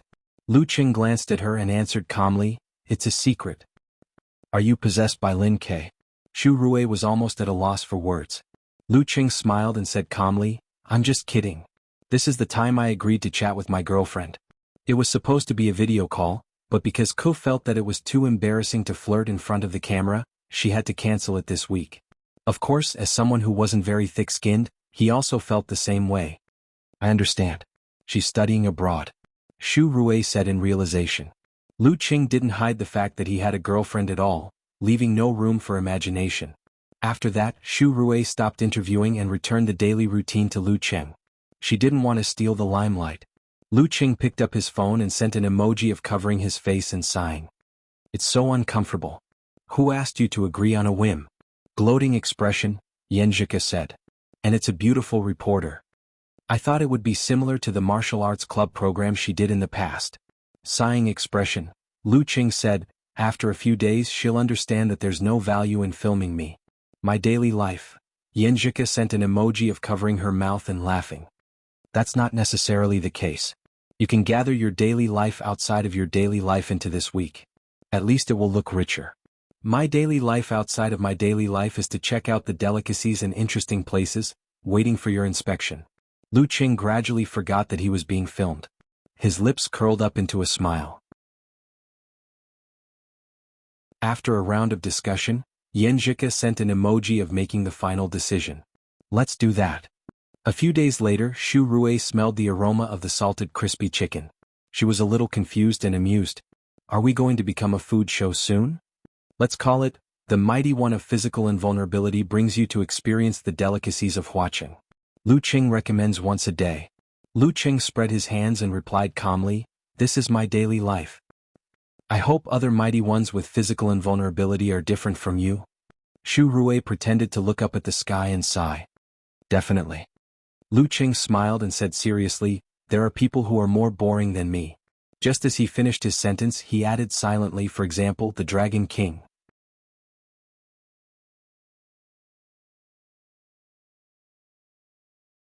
Chapter 7:12. Xu Rui didn't have thought steal, so she couldn't hear Lu Cheng's unspoken criticism. Her dimples deepened as she laughed at Lu Cheng's words. "You're humorous as usual." She didn't ask questions like "really?" or "who?" in case Lu Cheng couldn't answer. It would be a grave sin if it caused a conflict between the two mighty ones. At this moment, the boss came over with his signature salted crispy chicken and other dishes. He glanced at the cameras, lights, and other equipment and smiled like a blooming flower. Not only was the food generous, but he was also very attentive. Xu Rui finally managed to get rid of him. She smiled at Lu Cheng and said, "You can ask him for advertising fees later. He's recommended by the heavenly son of the era and the future titled Mighty One. You make it sound like a food show." Lu Qing picked up his chopsticks and picked up a piece of salted crispy chicken. Xu Rui smiled. Her thoughts wandered. "When our show airs, you'll probably be specially hired as a gourmet. Well, when you get the title of king, you'll probably be the food king." Lu Qing subconsciously made a self-deprecating remark. "Is this my title of king? If I meet someone who likes to mix 2 and 3 tones, wouldn't I become the king of sh*t? Don't talk about this at dinner." Xu Rui's mouth twitched. Then she said excitedly, "You said it yourself. I believe people nowadays don't lack the spirit for pranks. When the show airs, this title will follow you closely. Trouble comes from the mouth. Lu Qing almost gasped. He quickly asked, "Can you cut this part?" Shu Rui pretended to be hesitant. "If you insist." If she really ignored the wishes of a physical invulnerability expert, the TV station building might be flattened one day. "I insist," Lu Qing answered without hesitation. "All right." Shu Rui's eyes lit up. She took a small bite of the meat and said with great interest, "Have you ever thought about the title of king? I've seen a lot of discussions online. They all say that since the sky-shaking roar is a divine beast, you can be called the king of beasts. Can't you just use the first word?" Lu Qing didn't know whether to laugh or cry. Images of slamming the table and the like flashed through his mind. How the hell am I like the Beast King? The Deity King was more like it. Speaking of which, I have a pretty good nickname among the foreign powerhouses. King of Calamity. Why couldn't the title of king be written in 4 words? Shu Rui resisted the urge to continue discussing this topic and returned the focus of the show to Lu Qing. She began filming his daily life as if they didn't exist. She watched as he glanced at his phone from time to time while eating. Later on, I can add a sentence here. Dangerous habits that are not good for digestion. Children, please do not imitate them. For the next few days, the recording of the show went very smoothly. In the blink of an eye, it was time for the farewell scene. In front of the camera, Shu Rui reached out and shook Lu Cheng's hand. "Thank you so much for your cooperation this week. Sorry for bothering you." "Nothing," replied Lu Qing politely. Finally, I've always wanted to ask you something. Lu Qing, do you feel that your daily schedule is like that of a robot, running according to a fixed plan, precise, regular, and very, very restrained?" Shu Rui couldn't help but ask. Lu Qing thought for a moment and said, "The path of physical invulnerability can't be walked without restraint." No. What I mean is, other than the daily training, the few physical invulnerability mighty ones I've come into contact with all have rich and varied, spare time lives. As for you, it's not that the internet isn't interesting. It's just that even when you're playing games, reading novels, or browsing Weibo, you give people the feeling that you're restraining yourself and restraining your desires. You lack the expression of your emotions and the interaction of your social circle. Shu Rui's description wasn't accurate enough. In short, he wasn't lonely?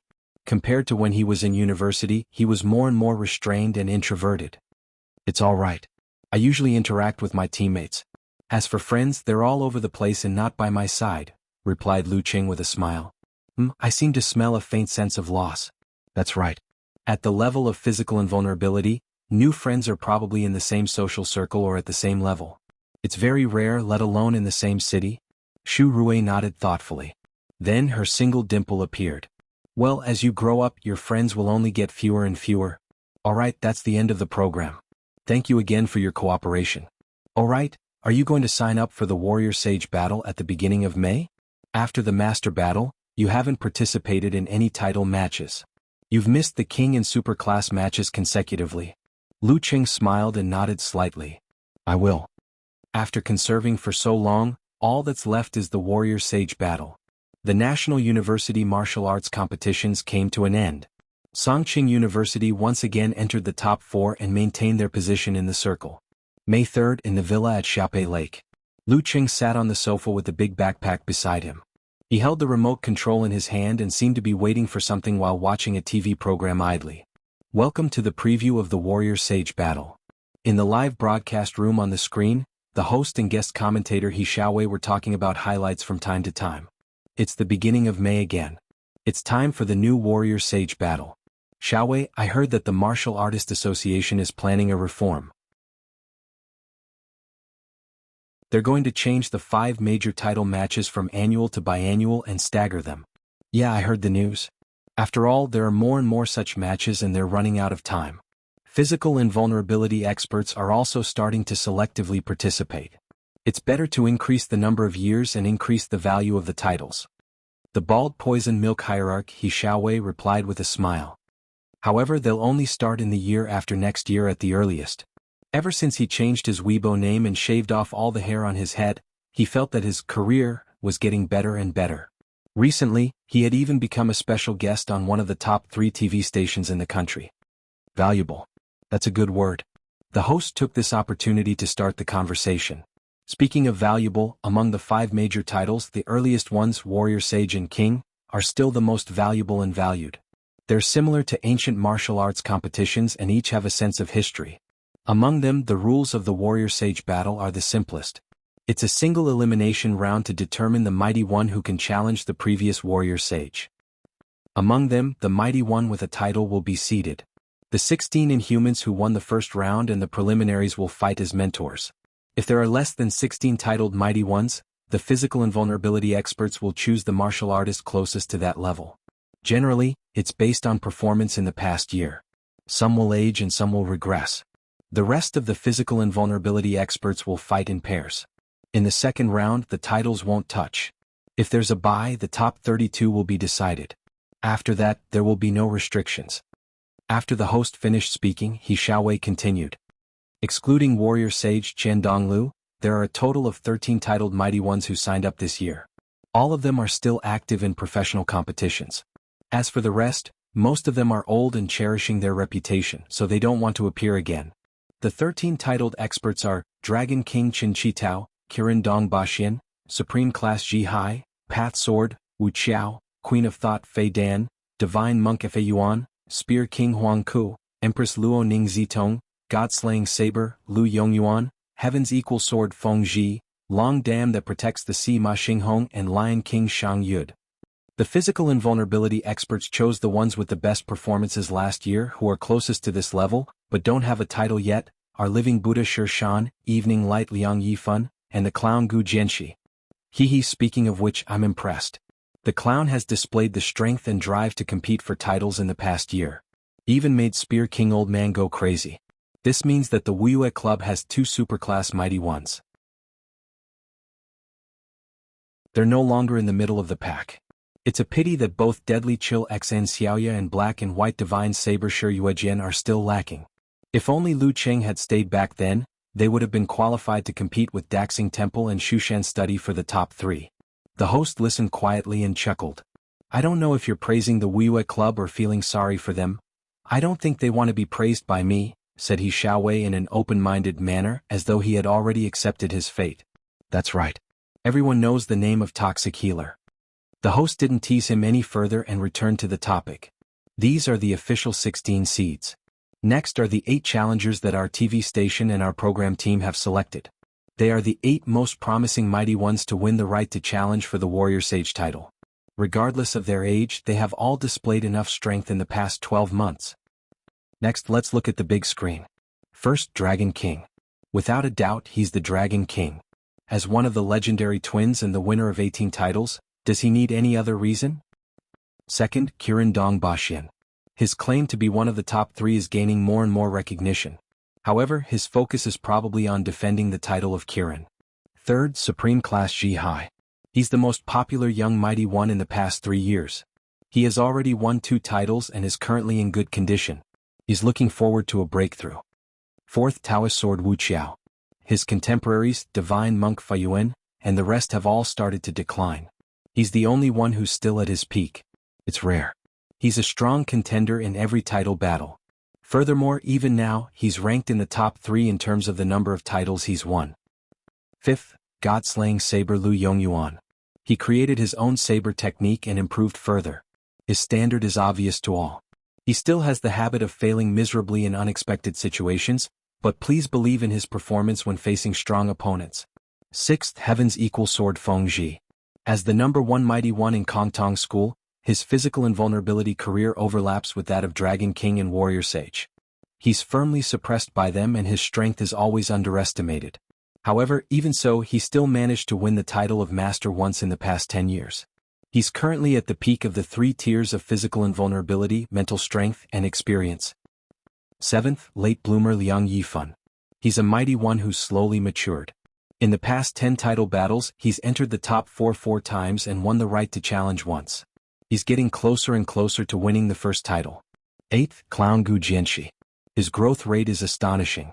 He entered the Supreme Class round-robin competition at the beginning of the year and was immediately designated as first pin.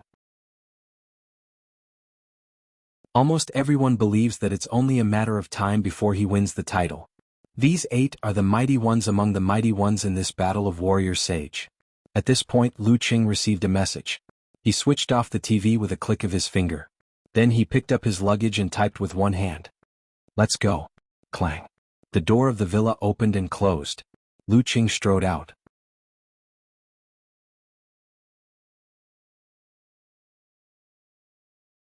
Chapter 713. In Lu Cheng's fan forum. I have a feeling that Senior can go one step further and enter the top 8. Eternal Nightfall, Yin Shaoling said aggressively. What a coincidence. I have the same feeling. Brahman chimed in with a handshake. Unparalleled Dragon King said, You two are starting to lose your luck so early? This is not like the Master Battle, where the early stage is a double elimination system. There is still room for recovery if you lose one round. If you really get a strong opponent, it's not surprising that you get eliminated in the first round. Accumulating your luck is very important. Bull Demon King replied. A plumber eating mushroom analyzed, this round is still okay. There are a lot of weak opponents, so the probability of getting a strong opponent is lower. From the second round onwards, it will be a battle of luck. I suddenly realized that luck is very important. All the good names are taken by dogs, replied. I was wrong. I admit my mistake. Yin Shaoling had never cared about things like face, so she quickly changed the topic. Then let's talk about Senior's future title of King. He's always said that his martial arts are Cosmic Universe style. So how about King of Time? No, I thought it was that King Zhou. Then let's call him King of Stars. King of the Stars, what a nice name. What King of Gorillas? Okamoto's fan asked. Road to the Arena laughed. What King of Cinder? I'll spread it, is that not enough? You guys are too much. Every word has a bunch of homophones. Don't bother about the details. It's unavoidable. Just like Dragon King, isn't it easy to mistake it as Deaf King? Yin Shaoling said. After this, the forum suddenly quieted down. No one replied for a full minute, making Yin Shaoling anxious and uneasy. Where is he? She couldn't help but ask. Little Nightfall, don't go out these days. You'll get beaten easily. Brahman said. Yin Shaoling said, I'll delete it, okay? May 11th, Heshi City, on the eve of the draw for the second round of the Warrior Sage battle. Lu Qing sat cross-legged on the bed watching the hotel TV while chatting on QQ. In the first round he drew Go-Wen of the Black Tortoise School, who had advanced in the same year. This did not mean that Go-Wen was weak. As the leader of the new generation of the Black Tortoise sect, she did not practice the unique skills of the Water sect or the Black Tortoise True Sword. Because she was from the Miao tribe and had a talent for witchcraft, she had chosen the incomplete chapters of the Plague sect that were kept by the sect. Regardless of whether it was the Plague emissary that filled the surroundings with viruses and other substances to weaken the enemy, the 5 Plagues poison palm that was fatal in every move, or the 9th move, Emperor Lu's finger, Scorpion swings its tail, she had mastered all of them and was close to the second order. Unfortunately, her opponent was Lu Cheng. The infernal inferno of the fire sect could minimize the effects of Plague emissary. The cannon attack of 9 rotations of 5 flames also made it difficult for the Plague sect to perform many of the unique skills they needed to learn. In the end, she was defeated helplessly. Of course, this wasn't just because of their styles. More importantly, Lu Cheng's strength was more than half a level higher than hers. After replying to Little Fairy, Lu Cheng switched to the group chat and saw Renli popping up. Let's continue the bet. Let's see who can last until the end. The winner will treat us to a meal. You seem to be brooding over the previous result. Lu Cheng chuckled to himself. It was as though he could see Renli's unconvinced expression. He replied concisely, Sure. I'm fine with it, Peng Liyun followed. And Chaoyang sighed deeply and said, I can only wait for next year. He had placed first in the preliminaries of the Warrior Sage battle and had entered the main competition. In the first round he had drawn Dragon King and received guidance.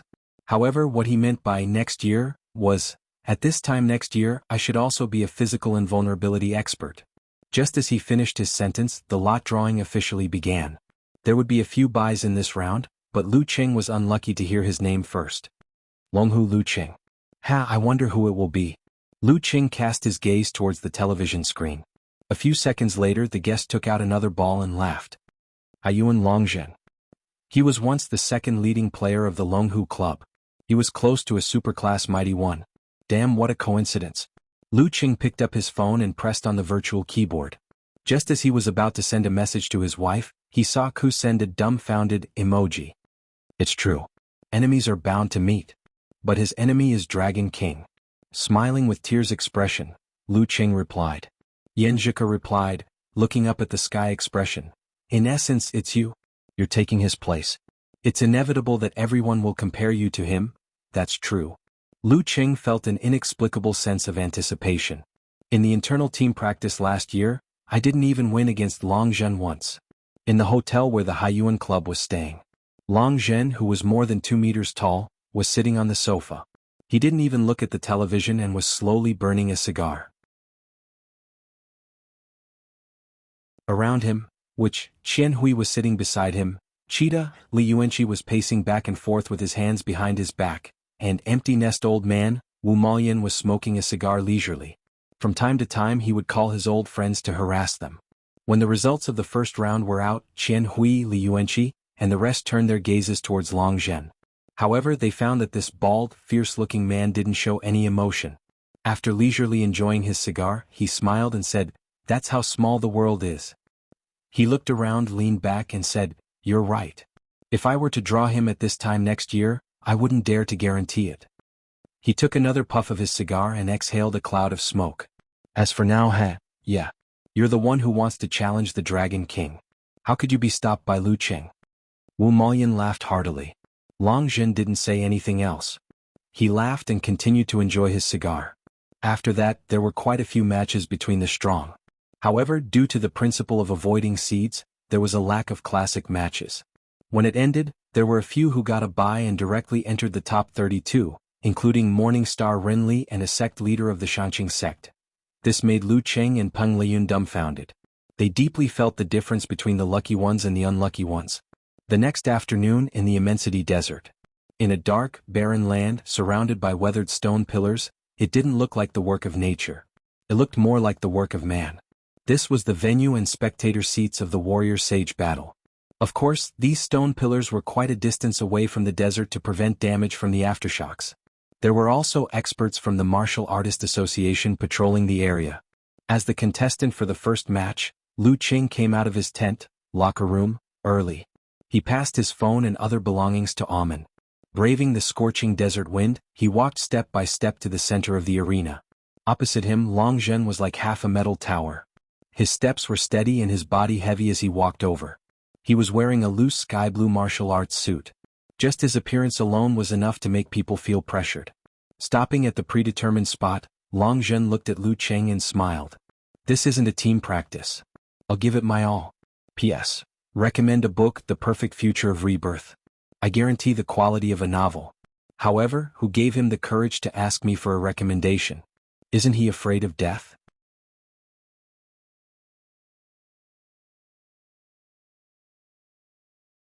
Chapter 7:14. Just in time, Lu Qing replied with a smile. "It's exactly because it's not a team practice that I'm looking forward to it." Amidst the sandstorm, the referee raised his right hand, exhaled, and announced, "Talk time begins." Long Zhen didn't say anything. He lowered his back and assumed a horse stance. Light gathered in his eyes as he looked at Lu Qing. The temperature around them rose steadily. Lu Qing didn't back down. His will was strong and his aura was strong. The purple light in his eyes flickered as though he was an ancient emperor standing tall. Bam bam bam. Where their gazes met, the dry air was ignited one after another. Even though the wind was howling and the flames flickered, they didn't extinguish. It was as though they were being supported by self-spewing oil. Bam bam bam. The pure desert was engulfed by the red flames. The referee slowed his breathing to prevent his airway from being damaged by the high temperature. He quickly left the center and ran to the edge. Looking at this legendary scene, Yanzhika and the rest in front of the screen felt their hearts skip a beat. They could feel the tension of the impending battle. As the atmosphere clashed, Lu Qing slowly and solemnly formed the 5 flames. Faint purple, blazing white, golden, light blue, and red circled around him as though he was escorting a deity. Long Zhen, who also practiced the unique skills of the fire sect, didn't follow suit. The power of his 9 rotations of 5 flames. Descent of the Sun might be slightly better than Lu Qing's, but he had his own strengths and weaknesses. He couldn't do it as easily as Lu Qing and maintain it for long. To him, the 5 flames were extremely mentally draining and burdensome. It could only be used in close combat. While attacking the enemy he would form a fireball. It was equivalent to accumulating chi with every punch before unleashing his ultimate move. If he were to learn from Lu Cheng and prepare from the start, he would end up drawing a tiger but end up drawing a dog instead. Among the current physical invulnerability experts, the cosmic universe style was the only one. Seeing that the fire was spreading and that the entire desert was about to blossom with a crimson lotus, the referee waved his arm and shouted, "Stop! Begin." Whoosh. Long Zhen instantly formed a golden fireball and shot it at Lu Cheng from afar. Among the 5 flames circling around Lu Cheng, a faint purple flame flashed across the sky like a meteor. Just as the 2 fireballs were about to collide, Long Zhen's golden ball suddenly split into 2. One went down while the other went up. One stuck close to the bottom of the ball of purple, while the other leaped over the obstacle and headed straight for the target. The second style of the fire sect, Golden Godly Fire. Only when it was propelled by fire force could it unleash its full power. It was adept at changing its trajectory, gathering and dispersing at will. Long Zhen's main cultivation was fire force. However, Lu Cheng's faint purple was unusually heavy. Everything around it slowed down as though it was being pulled by it. As a result, Golden Gold, who was trying to leap over the obstacle, was exhausted. It was as though he was a high jumper who had been running to the toilet all night. Emperor Yen Force, the sovereign of flames, could affect all flames. Rumble. The descending golden ball brushed past the faint purple ball, and both fell into an unstable state before exploding. The flames expanded and rolled, engulfing the golden ball that couldn't overtake in time and triggering it. Rumble. Long Zhen, who was testing the waters, stretched his body and took a step forward. Whoosh whoosh whoosh. The hurricane that swept across the desert grew bigger and filled Lu Cheng's ears. The flames grew stronger and stronger. Mixed with the golden red, it was as though a prairie fire was about to be set ablaze. At this moment, it was as though Long Zhen had melded into the flames and hidden in the wind. Lu Cheng, who was standing high above with his ice heart, could only vaguely sense him. He couldn't accurately predict which direction he would attack from. He looked like he wanted to fight head-on and live up to his image. However, in reality he was trying to trick Lu Cheng into blindly combining the 5 flames. Fire Sect Movement Technique, 6 Style, Wheels of Wind and Fire. Whoosh. Long Zhen closed the distance quickly. He suddenly appeared from the flames and leaped out from the wind. His huge and terrifying body leaned to one side, bending his back and slamming into Lu Cheng's left side at high speed. The surface of his body ignited from the friction. Red and golden, he controlled it at will. Before he even got close, his pure strength was suffocating. Lu Cheng had a premonition and sensed the danger. With a twist of his waist, he half-turned his body, raised his left arm and smashed down with his fist. As the punch was thrown, the 5 flames, red, light blue and faint purple, circled closer and were about to converge. Many in the audience had already closed their eyes to avoid the glaring light of the descent of the sun. At this moment, Long Zhen's temples suddenly bulged. His speed of slamming into Lu Cheng increased, leaving behind faint afterimages as he closed in on Lu Cheng's body before the punch landed. Simplified Attainment Formula. As a physical invulnerability expert in the military, he had been accumulating merit points to exchange for the 9 words formula ever since he gathered them. Due to the fact that the mastermind behind Haiyuan wanted to show off in front of Longhu, this matter had been kept a secret. Long Zhen had also restrained his urge to use it in the recent arena battles. He wanted to give the Dragon King a surprise in the Warrior Sage battle. Who would have thought that he would meet Lu Cheng in advance? Even though he didn't say it out loud, he felt that he shouldn't care. However, it was a fact that Lu Cheng had taken over his original position. As long as they fought, there would always be nosy people comparing the two of them. If he lost or won with great difficulty, it wasn't hard to imagine what others would say. The prideful Long Zhen wouldn't allow such a thing to happen. Therefore, not only did he want to win, he wanted to win beautifully and cleanly. Based on this mentality, he planned to use one of his trump cards against the Dragon King on Lu Cheng. That was to fake the activation and use the simplified attainment formula to accelerate the second stage without warning at the critical moment, snatching the moment when the 5 flames were about to converge. At this moment, his opponent's fist had yet to hit him and the great sun had yet to descend. He would be able to break through his defense and complete the fatal attack. Furthermore, as the 5 flames were about to converge, Lu Cheng's attention was focused and he couldn't multitask. He couldn't detonate the flame force in his body, change direction strangely, or use the ice spirit to defend and counter-freeze. He couldn't dodge or defend even if he wanted to. When he succeeded in his attack and caused the 5 flames to lose control and explode, he could still grab hold of his opponent and use his body as a shield to block off most of the impact, causing him to suffer a second round of damage. Following which, he would release his Dan Chi and extend his limbs. While his opponent was down, he would take his life and complete the quick victory. Only those who had a deep understanding of the 9 rotations of 5 flames and possessed sufficient strength could come up with such a plan and seize that fleeting moment. Unfortunately, Long Zhen was one of them. His strongest point was his weakest point. At this moment, Lu Qing felt as though everything around him had slowed down. The 5 flames were about to converge into the great sun. Long Zhen was closing in on him in slow motion, making it difficult to dodge and impossible to defend. The outcome was irreversible. In the blink of an eye, he made a prompt decision and gave up on controlling the 5 flames. His right arm, which was in front of him, swung like a spear and pushed outwards. His 5 fingers spread open and pressed on Long Zhen's shoulder. Like the most precise robot, Lu Cheng's mind was filled with every detail of his body. He adjusted his wriggling muscles, fascias and organs without a single mistake. With a flick of his palm, his body was about to fly backwards to negate Long Zhen's innate strength and the terror of physical invulnerability. Bam! He was like a baseball that had been hit. His speed was so fast that the enemy's outstretched hand missed him. He spat out a mouthful of blood in midair. His right arm was fractured. No matter how hard he tried to negate the force, he couldn't completely negate it. Boom! The 5 flames went out of control prematurely. Lights of various colors shot out together with a mushroom cloud. After the collision, Long Zhen wasn't able to grab Lu Qing in time. He had no choice but to give chase and escape from the core of the explosion. Even so, he was affected by the shockwaves and looked rather pathetic. Lu Qing landed on his feet and immediately turned to adjust his breathing. He knew that his opponent had most likely mastered the attainment formula. As for the other 9 words formula, he had to be on guard. He wasn't surprised or angry. Instead, he was delighted. If it was any other competition, no matter how confident he was, he had to admit that he only had a 30 to 40% chance of winning against Long Zhen. However, if it was a competition of the 9 words formula, he didn't believe that Long Zhen would be able to stack the 9 words formula while using force concentration at the same time. Only the Lu couple knew about the Cosmic Universe sect. Even if others knew a thing or two, they wouldn't be able to see the whole picture. Misfortune can be a blessing in disguise.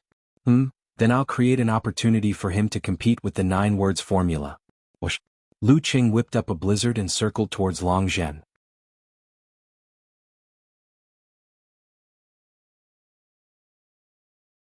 Chapter 7:15. The wind howled and the feathers fluttered, clouding Lu Cheng's vision, hearing, and spirit. Lu Cheng was like the embodiment of the wind and the cold. He was indistinguishable from his surroundings. Just as everyone thought he was using this opportunity to adjust his condition and heal his injuries, the wind and snow parted. Light blue flames shot out from his back and feet. He charged towards Long Zhen, the Optimus Prime. His fist was in front of him as though he was about to break through the air barrier. As the afterimage lengthened, Lu Cheng's chi and blood circulated. His body was stimulated and he stacked the simplified attainment formula. His speed increased again and he appeared in front of Long Zhen like a ghost. His fist didn't have any special effects, just a layer of flames due to the friction. However, terrifying speed equaled power and destruction. The entire process took 2 seconds. The commentators didn't even have time to say anything. They only felt that Lu Qing was giving Long Zhen a taste of his own medicine. If Long Zhen could use the second part of the attainment formula to accelerate, so could I. In fact, I could do it better and faster than you. Long Zhen wasn't surprised at all. Instead, there was a hint of mockery in his eyes. Long Zhen watched as the wind swept towards his face like a steel plate. His opponent appeared in front of him as though he had teleported. His fist was coming at him at an unbelievable speed. Long Zhen's body moved to the side without warning. He grasped the timing perfectly as though he had rehearsed this thousands of times. I know you know the 9 words formula. How could I not be prepared? I didn't secretly leave behind Fire Force to change direction in time. Bam! Lu Cheng's fist hit Long Zhen's afterimage. The sound of air breaking could be heard, and a strong gust of wind swept up. Long Zhen didn't move too far. His muscles bulged and his back tensed. He turned around and grabbed with his right hand. Layers of golden light gathered into a single point. Bam! With the golden light in his palm, he clenched his fist and struck at his enemy. Lu Cheng's attack missed. He took advantage of the momentum and stepped forward. He retracted his left arm and swung it upwards like a dragon swinging its tail, hitting Long Zhen's fist. Bam! When the two collided, the golden light collapsed and spread out, covering Lu Qing from head to toe like a human-shaped torch. The flames flowed on his clothes, the back of his hands and neck, the corners of his face, his eyelashes and his hair. Lu Qing had no choice but to close his eyes to avoid being hurt. The first move of the fire sect, prairie fire with a single spark. However, these flames seemed to have been tamed and were unable to harm Lu Qing for a while. They were quickly extinguished by the diffusing crystals and white frost. Long Zhen wouldn't let go of this opportunity. His burly body expanded as his Dan Qi gushed out. His muscles bulged out like serpents. He looked down from above and smashed down with his fist. He was born with divine strength. Faced with such a scene, Lu Qing couldn't help but feel suffocated by the pure, domineering power. He stabbed out with a simplified fighting formula and seemingly transformed into a giant in a hurry. He raised his arm to congeal flames to block the attack. Rumble. Faint purple and golden sparks flew everywhere. Lu Qing barely managed to stabilize himself and didn't retreat half a step. However, Long Zhen wasn't going to let him off easily. He swung his arms and started to punch Lu Qing crazily. Every move was filled with ferocious strength. This made Lu Qing tired of defending. Sometimes he would retreat, but it was hard for him to break free. He was firmly locked in by his opponent and trapped in close combat. Bang bang bang. Amidst the sounds of collisions, golden and crimson fireballs gradually formed behind Long Zhen's back. We can use the jargon of the game to express it. When the qi accumulates and the 5 flames appear, it will be time for him to use his ultimate move.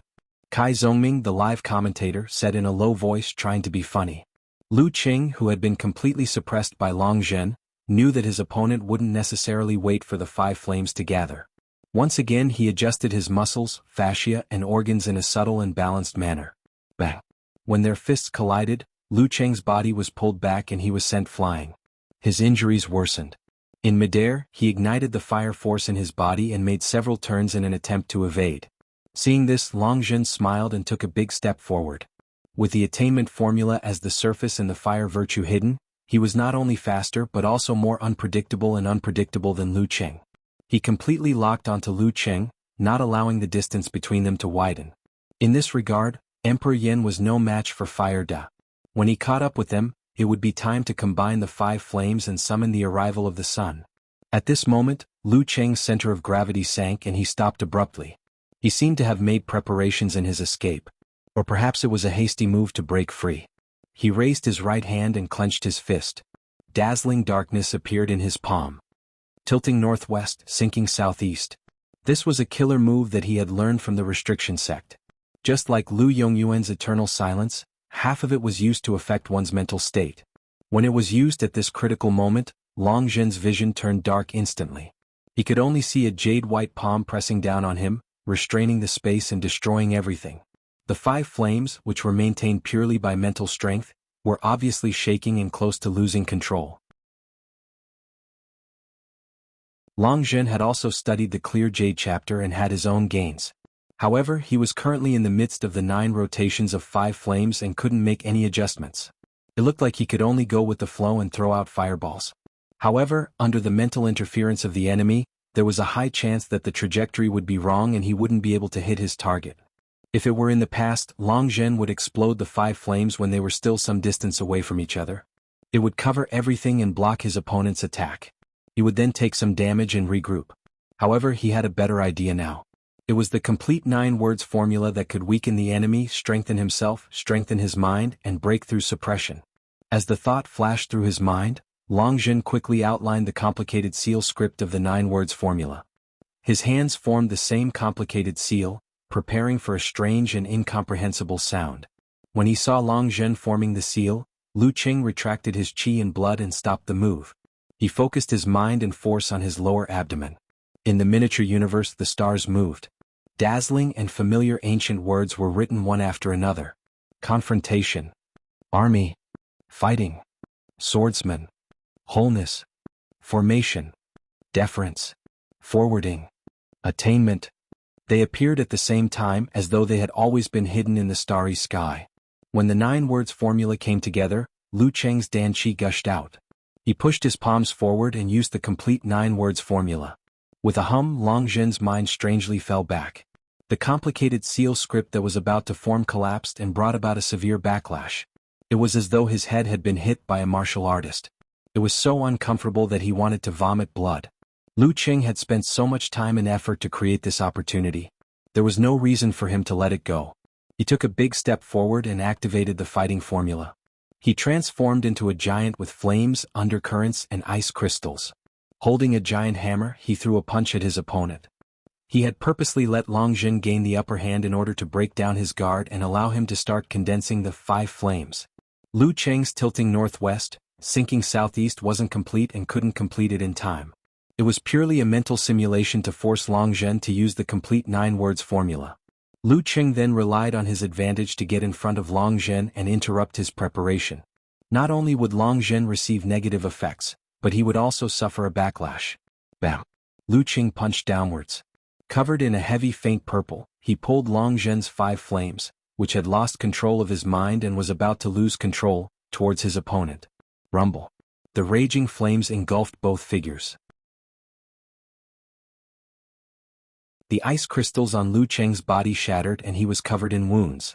However, he didn't care about the damage from the indiscriminate explosion. That was because compared to him, Long Zhen suffered a greater portion of the impact. Long Zhen's scalp was a mess of flesh and blood.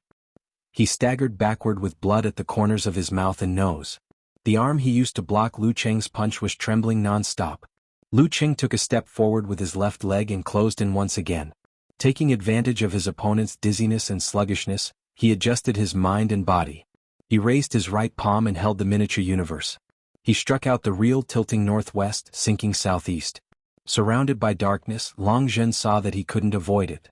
Ferocious, he activated the fighting formula and transformed into a giant that exceeded human limits. He threw a punch at Lu Cheng. Bam! Amidst the terrifying commotion, the turbulent airflow blocked his vision. Long Zhen, who wasn't in his best condition, felt that his opponent's punch was so exaggerated that it could crush him. His body felt heavy and his bones cracked. He was forced to shrink by more than a meter. The explosion had turned the surrounding desert into a crater. The surface of the ground had loosened, and Long Zhen fell in up to his waist. His qi and blood were churning as he spat out crimson liquid that ignited on its own. He wanted to break free but lacked the strength to do so. Bam! Lu Cheng spun around and pulled back his leg. His left leg tightened and pressed against Long Zhen's temple. His movements were elegant and beautiful. The two of them had exchanged blows for less than a minute. The referee was silent for 2 seconds. He raised his right hand and announced in a deep voice, "Lu Cheng wins."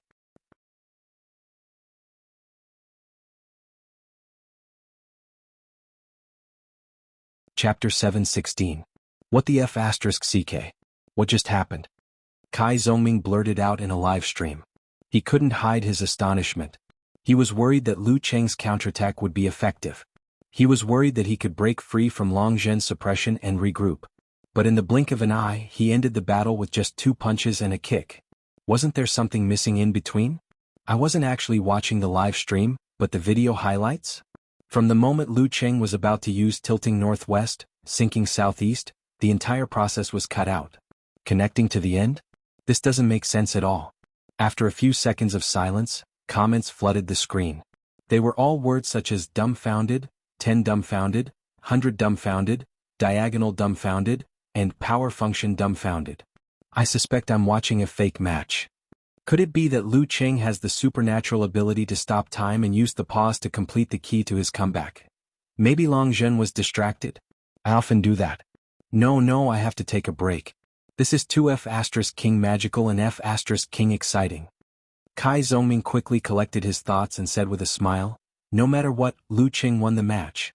As his ex-roommate and ex-teammate, I'll maintain a neutral and objective attitude. I won't comment." Before he could finish his sentence, the bullet screen popped up one by one. F***CK, I underestimated you. I can't believe you didn't praise Lu Cheng. You didn't get carried away and celebrate. That's not your style. Without waiting for the audience to finish lamenting, Kai Zongming chuckled and said, "I'll give the right to comment to my partner. Next, let's welcome my partner, Little Ming the Talker." He coughed and lowered his voice. "Hello everyone. I'm Little Ming the Talker. In a battle between physical invulnerability experts, There's almost no such thing as a quick victory, not to mention an expert who's publicly acknowledged to be the weaker one. And today Lu Qing did it. Ellipses appeared one after another. The audience was speechless. After a long while they popped up one after another. The city is full of tricks. I'm going back to the countryside. You can do that? Host, I admire your shamelessness in all kinds of tricks. Are you going to perform a duet? While the self-proclaimed martial artists with extraordinary insight were discussing the key to Lu Cheng's victory, Empress Luo Ning Zitong stood at the entrance of the tent and sighed. After the accident and falling into a passive state, he figured out the whole story almost instantly and used that as an excuse to set up a trap. He led Long Zhen by the nose and led him into the trap step by step. Putting everything else aside, Lu Cheng's talent in battle and improvisation are already hard to come by. He can unleash 120% of his full strength. Lu Yen, who was beside him, habitually sang a different tune. It's mainly because of Long Zhen's mentality. He actually wanted to take down Lu Qing in one go. Even if the warrior sage was in his position, he wouldn't consider such a thing. At the end of his sentence, he silently added in his heart. Seizing the opportunity to turn the tables and defeat Long Zhen wasn't something that would come naturally. Lu Cheng's martial arts were getting more and more refined. Ning Zitong nodded her head gently and laughed. Long Zhen fell a little too hard this time. What do you think? She turned to look at the Dragon King Qin Chitao, who was standing with his arms crossed. Qin Chitao replied expressionlessly, his mentality isn't right. His brain isn't good. If Long Zhen were to hear this, wouldn't he faint from anger? Ning Zitong almost laughed out loud. Yeah, the Dragon King had always been mean and vicious when it came to commenting on his enemies. However, he would never be long-winded to avoid affecting his dignified image. But then again, the last sentence made a lot of sense. Long Zhen didn't even think about where the 9 words formula came from, and who was the one who inherited it. When faced with Lu Cheng's constant retreat and passivity, didn't he pay more attention and raise his guard? Who gave him the courage to compete with the 9 words formula? Didn't he consider the possibility of being countered? Of course, a wrong mentality could lead to a deviation in thinking. Blindly seeking victory and forgetting the small details. The Dragon King might be extremely concerned about winning and losing, but as long as he was in the arena and on the battlefield, his judgment wouldn't be affected by such emotions. The stronger the flame, the calmer the heart. Long Zhen, who was being commented on, stood in the desert in a daze. Half of his body was buried in the sand, and he had completely forgotten about leaping up. The voice of Lu Qing winds echoed in his ears. His mind was blank and filled with cold snowflakes. I lost? I lost to Lu Qing? And I lost so easily and so weakly.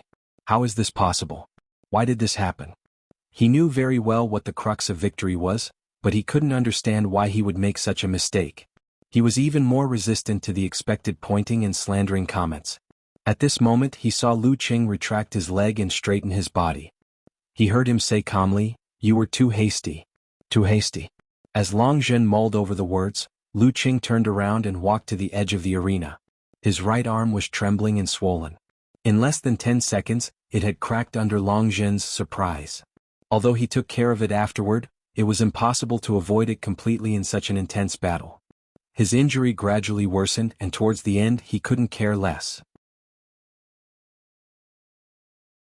Enduring the pain, he used the realm of minute control to execute tilting heaven northwest, sinking earth southeast. Fortunately, such an injury would heal in about 2 days. It wouldn't affect the 3rd round, which was the round of 32 to 16.